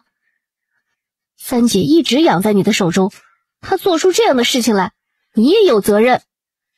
当初柳姨娘就是用了一些不太干净的手段，才爬上了国公爷的床，生下了三小姐。现如今她女儿又用了这招，果然是有其母必有其女啊。世子夫人，您说的对，都是我的错，都是我的错。娄七七，你这是什么意思？你一个小辈凭什么为难我娘？这件事情我娘做错什么了？我又做错什么了？我不就是为自己找了一门好亲事吗？难不成只许你们这些嫡女才能嫁好人家，我们庶女就活该过不好日子吗？哼，三姐，你怕是忘了我的身份。我现在是世子夫人，别说是提点柳姨娘几句，就算是让你嫁不成，我也做得到。娄七七，你竟敢打我！我不但能打你，还能将你做的这些肮脏事情告诉你夫家。你说，到那个时候，他们还敢娶你吗？哼，不管怎样，这件事情已经发生了，我势必要嫁到顾侯家去。如果母亲和七七怕丢了我们国公府的面子，不如多给我准备一些嫁妆。哼，你做出如此丢脸的事情，竟然还想要嫁妆，我看你就是做梦。这是怎么回事？爹，你可一定要为女儿做主啊！女儿好不容易有了这样一门好亲事，七七竟然要为难我，母亲竟然还不愿意为女儿准备嫁妆。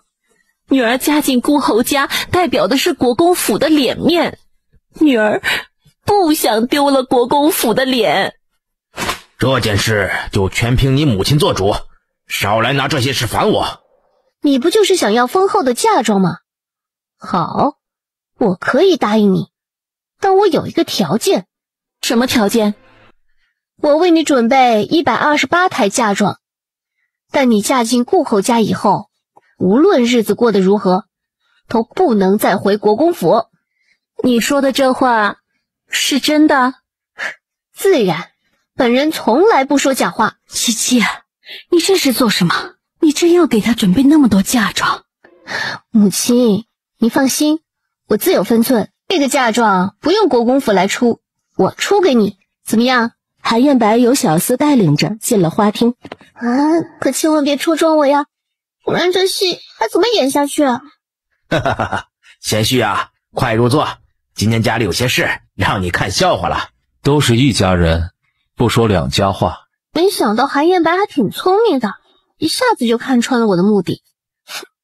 韩燕白将娄七七心中的想法全部听了去，心情莫名其妙有些愉悦。三小姐招惹出来的麻烦，无论怎样也轮不到本世子的夫人来给你擦屁股。未婚先孕，三小姐觉得这是件好事吗？如若这件消息传遍满京城，你的名声坏了，怕是顾侯府也不会娶你进门。跪在地上的娄三小姐脸色变得惨白。对，这一切都是你自己的错，还轮不到七七来给你擦屁股。开128台的嫁妆，你怎么开得了口？老爷，都是妾身管教无方，让这个丫头的性子变成这样。您别把她的话放在心上，不用128台的嫁妆，三小姐只是个庶女，担不起这些的。娘，你说什么呢？那就改成64台吧。不管怎样，三姐也算是我们国公府的小姐。谢谢世子夫人为三小姐着想，妾身在这里谢过世子妃了。柳姨娘起来吧，既然婚事已经定下来，成婚的日子马上就要到了，你这段时间就把三姐带回去好好教导，切记别再惹出什么乱子，不然国公府只能当做没有这个女儿。我的傻七七啊，她只是一个庶女，哪里用得了64台的嫁妆？你说你这是不是傻？把自己的银钱都搭进去。母亲，你就放心吧，我没那么傻。咱们家产业不是有一个首饰铺子吗？我听说那铺子里有好多卖不出去的首饰，正好没地方打发。既然三姐这么想要丰厚的嫁妆，那就都给她好了。就你呀，最调皮了。那既然这样，就按照你说的吧。既然今天来了，那就陪着七七一起在国公府吃过晚饭后再走吧。那就听岳父大人的。母亲，我去厨房看看有什么能帮上忙的。你一个姑娘家去什么厨房？厨房自有那些厨娘们忙活，那地方油烟重。你这丫头，难不成经常自己下厨房？没有的，母亲，我从来都不下厨房的。你懂什么呀？七七自然有她的道理，你呀就别跟着瞎操心了。对，母亲，我就是突然来了兴致，你就不用管了。说完，娄七七就脚步翩翩地朝着外面走去。你们快点尝尝我的手艺。七七，哪些菜是你做的呀？这几道都是我做的，亲手做的，没有假手于人。你们快尝尝，味道怎么样？娄七七这次做的菜模样不怎么样，味道确实不错。怎么样，好不好吃？味道不错。父亲、母亲，你们也快来尝尝我的手艺。哈哈哈哈哈！好，今天七七亲自下厨为爹做饭，爹可要多吃一些。老爷，你这就自作多情了。我看七七下厨明显是为了招待韩世子。母亲，你胡说什么呢？我就是给您和父亲做的。回侯府的路上，两人坐在马车里。好端端的，你怎么过来了？是亲自来接我的？啊，正好手里的公务忙完了，就过来了。而此时，侯府门外，柳廷燕已经站了将近1炷香的时间。门口看守的侍卫匆匆地从院内跑出来。太子妃，世子今日真的不在府上。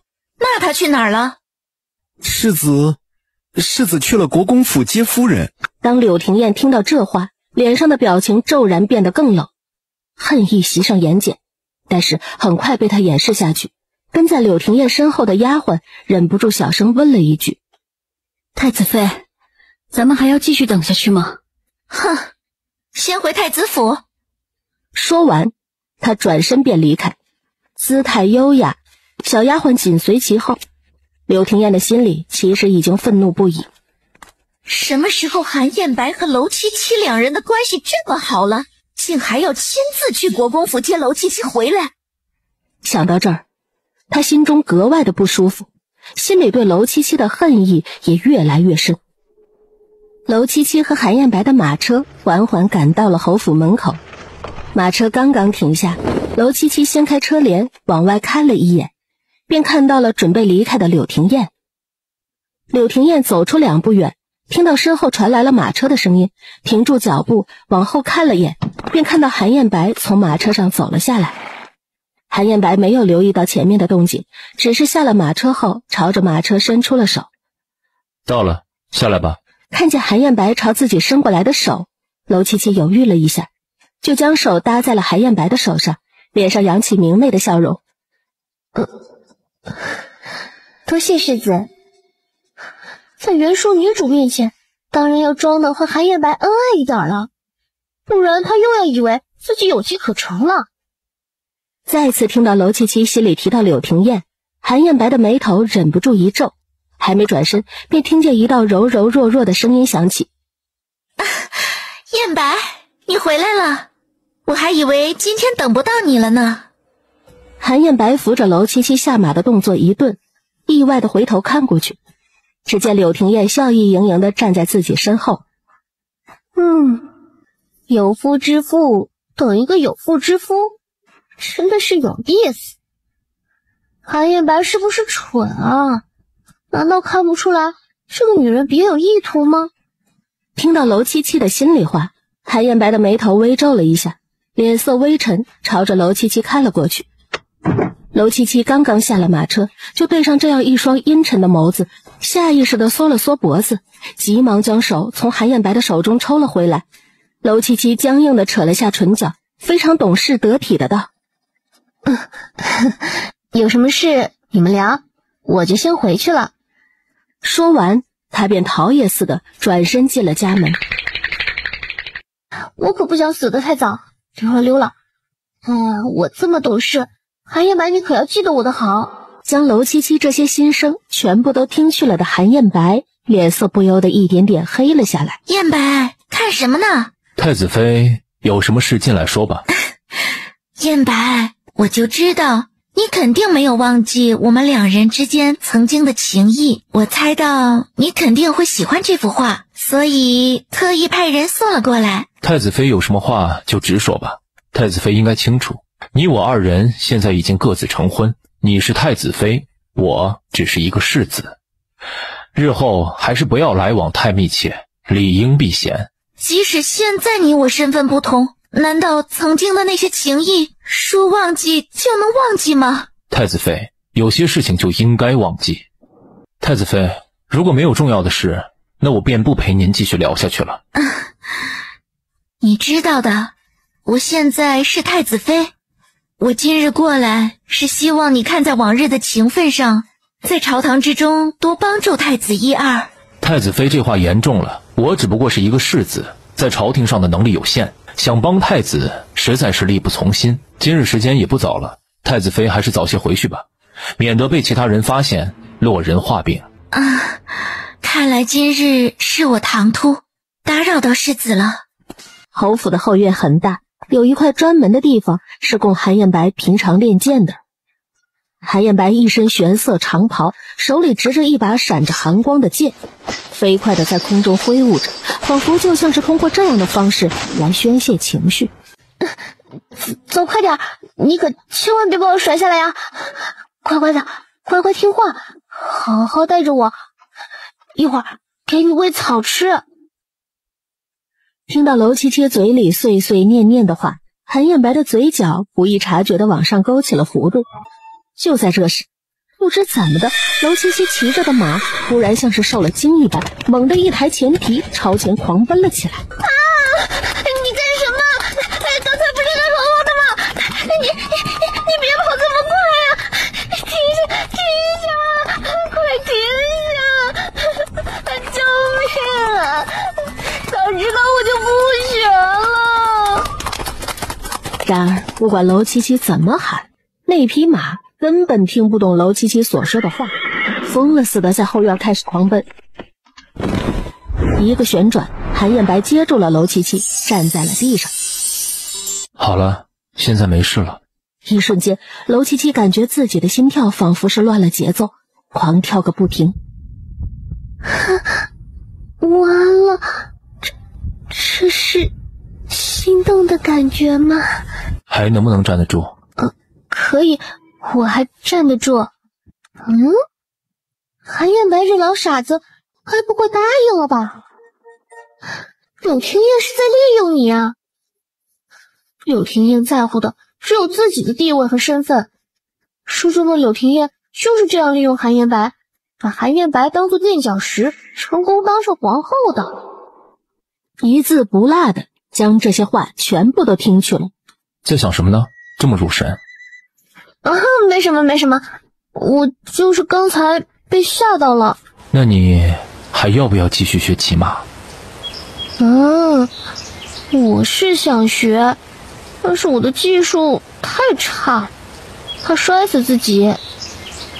学不会，那是因为没有一个好师傅，我教你。你说你要教我骑马？怎么不想学？不想学就算了。想学，我当然想学。把你的手放在我的手上，然后上马。这就上马？我看这马的情绪还没稳定，我该不会再被他摔下来吧？现在可以上来了吧？我在后面护着你。深吸了一口气，压下狂跳的心动。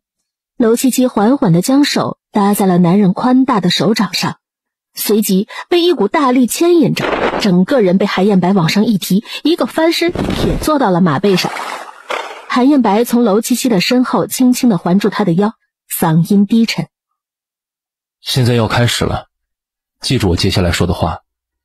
骑马的时候坐姿要端正，双腿夹紧马背，手里握着缰绳，目视前方。别害怕，不要发抖，我在你身后呢。娄七七发抖的身体也慢慢的缓解。娄七七不由自主的再次想起刚才韩彦白所说的那些话。韩彦白说柳廷烨找他，想要让他帮助太子顺利登上皇位。坐在马背上，娄七七的思绪游离，如果韩彦白真的帮助了太子，让太子成功登上皇位，那柳廷烨岂不就成了皇后？想到这一点，娄七七下意识地打了个哆嗦。要是柳廷烨真的当了皇后，那我还有什么活路？韩燕白，你可千万不要帮他呀！娄七七心里面的这些胡思乱想，早就已经落在了韩燕白的耳中。男人的眉头微微皱起，突然出声开口道：“在想什么呢？这么出神？练习骑马的时候就要用心，不然你什么时候才能学会？”没事。我就是想起我那个三姐，就有一些头疼。我这个三姐姐就是喜欢作妖的性子，现在在府上做出这么多事情来，我怕她大婚那日又在府上惹出乱子。那等你三姐成亲的时候，我跟你一起回去。太子妃息怒，气坏身体不值得。您现在身份尊贵，谁要是惹您不痛快，直接惩治了便是。这一切都是因为娄七七那个妖女。我现在是太子妃，想要让娄七七死，那还不是跟捏死一只蚂蚁那么简单。现在娄七七和韩燕白两人之间的关系越来越好，只要是有娄七七的存在，韩燕白就会心存芥蒂，不愿意帮助我。但如果娄七七死了，韩燕白就一定会记起我曾经的好，也不会忘记我们之间的情谊，就一定会帮助太子登上帝位。转眼之间就到了娄三小姐要成亲的这一天，虽说是明媒正娶，好歹是庶女，场面也就这样了，只有亲近的人到场。右眼皮怎么突然跳起来了？难不成今日不宜出门？喂，系统，你给我出来！今天是不是有什么新的任务等着我？宿主，您猜的没错。是什么任务？你快说好，让我提前有个心理准备。系统察觉到娄珊珊准备陷害宿主，本次任务为宿主顺利躲过陷害。宿主，本系统是不是很人性化呢？到了，下车吧。好困，这就到了吗？那我们下车吧。娄七七，虽然我只是一个庶女，但我照样可以通过自己嫁到高门大户，成为当家主母。你是不是很看不惯呢？你嫁去哪里关我什么事？只要你不后悔今天的决定就好。如果想顾着及时，就赶紧给我跟上。他不由自主地低头看了一眼自己微微凸起的小腹，唇角勾起了一抹阴狠的笑容。你不要走远，就在门口守着。你们几个先去前面等着我有些话想和七七说。然而娄珊珊这话一出，几个丫鬟婆子并没有动。怎么把所有人都赶走？是想要陷害我？收起你那些不安分的小心思吧。如果你还想安安分分的嫁人，就按部就班的走，别惹什么乱子。但如果你敢丢了我们国公府的脸面，不用父亲动手，我也不会饶了你。娄七七，你有什么好嚣张的？不就是因为你是嫡女，我是庶女，我凭什么要处处受你的欺负？人的确不能选择自己的出身，但是怎么活都是自己选的。岳父大人，我去看一下七七。好，你去吧。七七一大早呀就赶了过来，他要是不愿意过去参加婚宴，直接呀带他回府就可。夫人呢？夫人不是陪着三小姐一起走了吗？刚才夫人就是和三小姐一起的。你最后一次见夫人是在什么时候？就在刚刚。三小姐说有话要和夫人说，就把我们这些丫鬟婆子全都打发了。韩燕白脸色阴沉的更加难看，而这时娄七七是被鞭醒的。娄七七的脸色一点一点的沉了下来。到底是谁有这么大的胆子，竟然敢直接闯进国公府对他行凶？系统，我要一把刀，现在可不可以给我？娄七七被绑的手上就出现了一把锋利的刀。你别说，今天这小娘们儿长得还真挺漂亮，老子都忍不住想要上去亲她两口。行了，收起你那小话肠子，少睡个女人你又死不了。但今天这事儿要是搞砸了，你我两人就等着掉脑袋吧。我就是想想。听着外面这两人的对话，娄七七的汗毛都竖了起来。你逮回来了，现在要怎么办？马上就要出城了，把人现在就解决了，藏到箱子里，绝对不能出差错。系统，你快出现！你没看到我现在遇到危险了吗？赶紧出来救命啊！小贱蹄子，你倒是跑啊！我看你这回还有没有机会跑？今天落在老子手里，老子要让你活着跑了，老子就不叫王大虎。少那么多的废话，赶紧动手。宿主，用膝盖攻击他的下盘，使劲，猛地踢腿，直接踹在了男人的那个部位，用刀刺他的脖子。一瞬间，娄七七眼神变得阴狠，握着手里突然出现的刀，猛地就朝着络腮胡子的脖子刺了过去。然而络腮胡子的动作反应迅速，轻巧的躲过。小贱蹄子，你敢伤老子，看老子不弄死你！王大虎，你他娘的快点，杀个人怎么还磨磨唧唧的？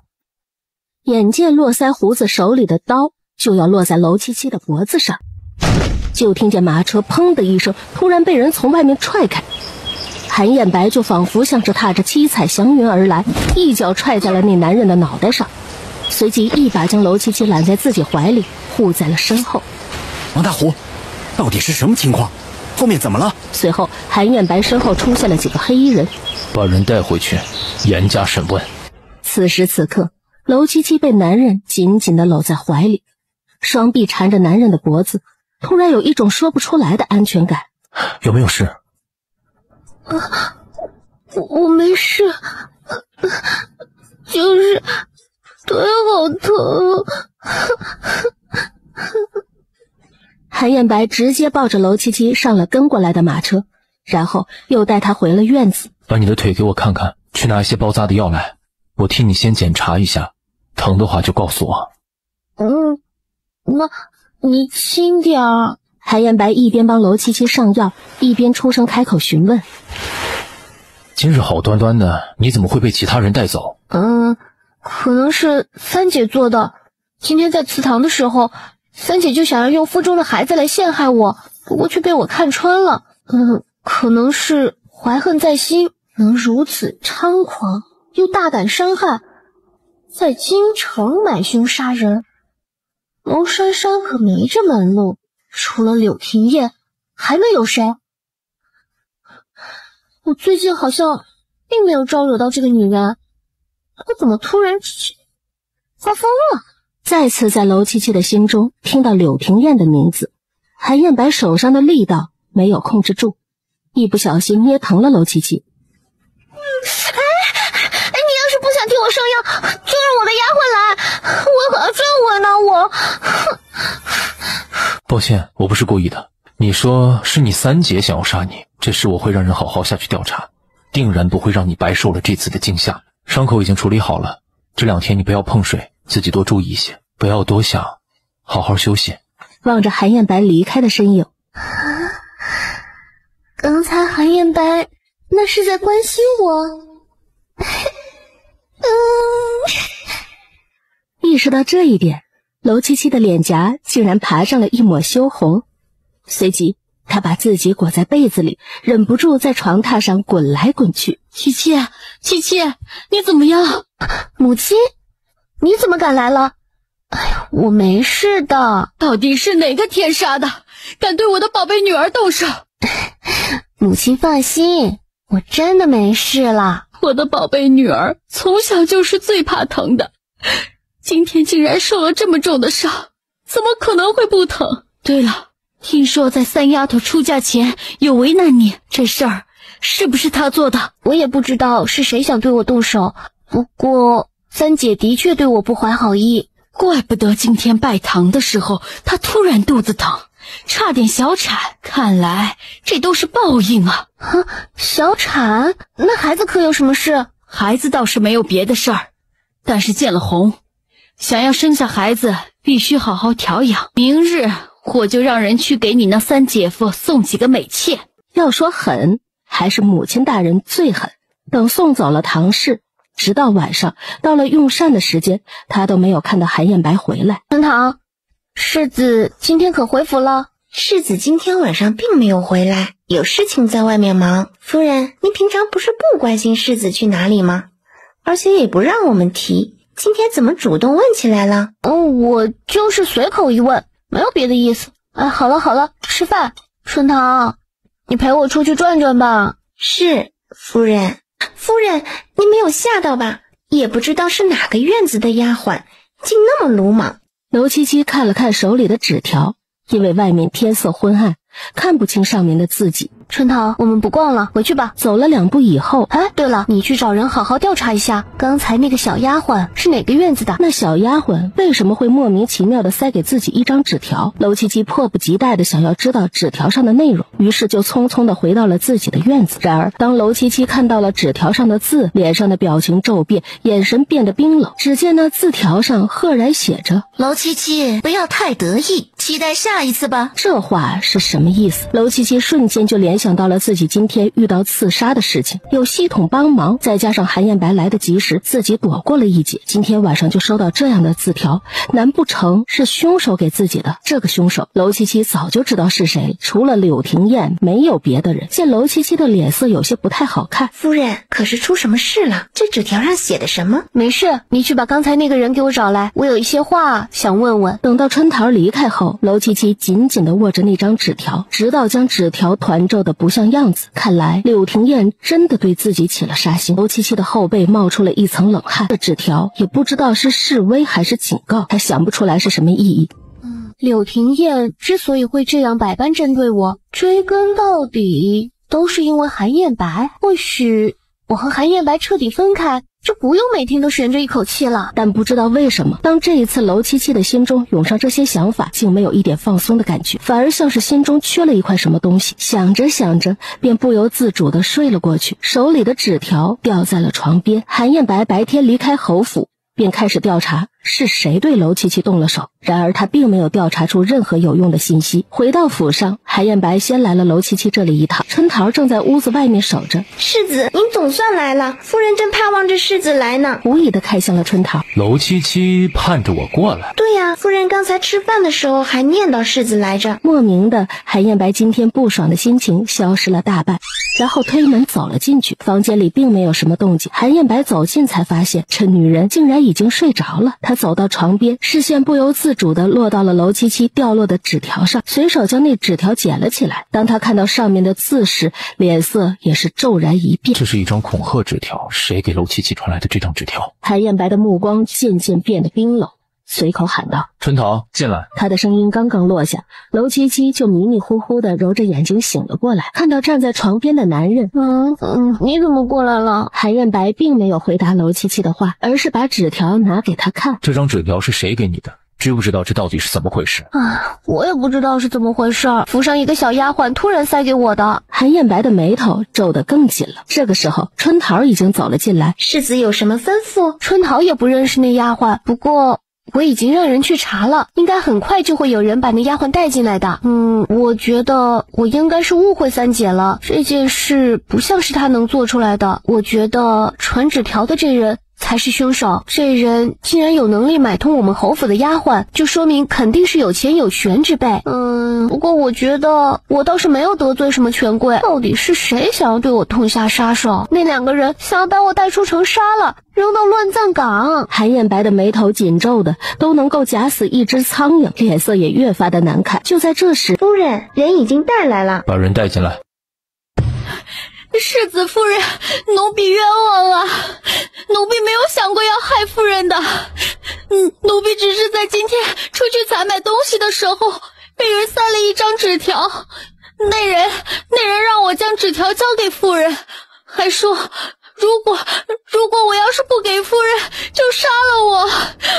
奴婢实在是害怕，所以才……那你可有看清楚给你纸条的那人长什么样子？奴婢没有看清楚，那人是在奴婢背后把刀架在脖子上，奴婢实在是不敢回头。我看他什么也不知道，也是被人逼迫的，就让他回去吧。二丫感激地看了娄七七一眼，生怕自己一不小心惹怒了韩彦白，就没了小命，被发落了。韩彦白皱着眉头，侧头看了娄七七一眼，这才冷声开口：你回去吧，但你记住，如果以后再有类似的事情，必须及时禀告给本世子，不然就滚出侯府。奴婢记住了，以后不管有什么事情，奴婢都会如实禀告世子。你别和刚才的小丫鬟置气，她也是被逼无奈的，你就别着急上火了。这人竟然把手伸到了你身上，我能不着急？这是不是代表着今天有人敢威胁楼七七的性命，下一次那些人就想要动自己了？世子，你这么担心我？现如今你是本世子的人，有人想动你，就是在打侯府的脸，本世子不该生气。哦，原来是这样啊。好了，你不要胡思乱想，这段时间就好好在府上待着，我自会查出凶手。你今天晚上是不是还没吃什么东西？还没吃。肯定是喜欢上我了，才会这么担心，担心的饭都没吃呢。我院里小厨房还有些吃的，不如你吃了再走。楼七七在韩艳白的身后小声地问道。他很快叫来了春桃，让他将小厨房里还热着的菜全都端了上来。你今天晚上也还没吃？已经吃过饭的楼七七面不改色的道。没有，这会儿正好陪你吃。这话莫名的让韩艳白的心情愉悦了起来。一顿饭，两个人吃的是格外和谐，顿有一种岁月静好的感觉。对了，我们什么时候去九王爷府上？韩艳白微微惊讶。你不是不想去，怎么现如今这么关心这件事情？不是你非要带我去的吗？只是时间一直没有确定，所以我想问问。后天我已经下了帖子。楼七七因为刚才已经吃过了一顿，现在又陪着韩艳白吃了不少，放下筷子后，他便感觉自己的肚子圆鼓鼓的，猝不及防的，楼七七被撑得打了个饱嗝，声音格外的响亮。这声音一出，楼七七瞬间惊恐的瞪大了眼睛，下意识的捂住了嘴巴。完蛋，是太多了。然而坐在对面的韩艳白却不由自主地皱起眉，板起了一张严肃的脸。紧接着楼七七就见男人看了他一眼。哪里有姑娘吃饭像你这样，出去被其他人瞧见，别人还以为是国公爷没有教养好。自己不就是一不小心忍不住打了个嗝吗？有什么大不了的，这不就是人的正常生理反应吗？韩艳白就没有吃饱了打嗝的情况？想到这儿，楼七七愤愤不满地冷哼一声，双手环胸，理直气壮。哼，打个嗝怎么了？我吃太饱了不行吗？韩艳白脸色有一些发黑。你不觉得这样有什么不妥啊？这不是基本的礼仪吗？要什么紧？我们不是夫妻吗？我就算是出丑，你又不会说出去。这是在自己家里，我不用在乎自己的形象，反正你又不在意，嫌弃我也没事。今天这样的事情在家里发生也就算了，后日我带你去九王府，切记不要像今日这般，不然你丢的可是侯府的面子。我要不是为了陪你吃饭，怎么可能吃个打嗝？这话被韩艳白听了去，他眼底浮上一抹怀疑。在自己回来之前，楼七七就已经吃过饭了。去九王府之前，这2天你就好好休息，把你的伤养好。说完，男人就抬步走了出去。走到外面时，韩艳白又莫名其妙地顿住了脚步，看向了旁边守门的春桃，声音清冷地问：夫人今天晚上可是已经用过完膳了？回世子，在您回来之前就已经用过晚膳了。莫名听到这话，韩艳白的心情变得格外愉悦，唇角不由自主地往上勾起。侍卫墨竹看到韩艳白竟然笑了，一副见了鬼的表情，忍不住在旁边笑道：世子，今天是遇到什么好事了？您居然笑了。我刚才笑了吗？是你看错了。说完，心情愉悦地大步回了自己的院子，只留下墨竹一个人站在原地抓耳挠腮。我看错了吗？我肯定没有看错，世子刚才就是笑了，而且还是从夫人院子里出来后才笑的。两人坐上马车，一同前往九王府。马车里，韩艳白的眸子紧闭，闭目养神。楼七七的视线便大胆地落在了韩艳白那张俊逸的脸上，忍不住想：怎么感觉今天的韩艳白比昨天又帅了一点？是我的错觉吗？韩燕白被娄七七这毫不掩饰的夸奖给惊到了，猛地剧烈咳嗽了起来。见韩燕白突然咳嗽，快喝杯水压一压。你老老实实在车里坐着，不要满眼乱转，胡思乱想。我什么时候胡思乱想了？世子，今天去拜访九王爷，你用的什么理由？是找了一个理由。什么理由？我们两个先对好了口风，省得一会儿说漏了嘴。你不擅长女工，正好九王爷身边有一个爱妾，刺绣功底了得，你今日便去好好的讨教讨教。这是什么理由？你明知道我不善女工，还让我去跟别人讨教，岂不是丢人现眼？你不是很想了解九王爷吗？正好可以和他的妾室多聊聊。的确，有的时候可以从女人那里套一些话来。女人对和自己没有利益冲突的女人，防备心也会相应降低一些。马车晃晃悠悠地来到了九王府。九王府看着并不是非常的气派，甚至还比不上国公府的门面，只是普普通通的矗立着2头石狮子。九王爷一身月白色的长袍，世子今日前来，可是令王府蓬荜生辉了。果然长得帅的男人都很危险。站在旁边和九王爷商业互吹的韩燕白听到这话，猛地朝娄七七看过来，报复性的捏了捏娄七七的手指，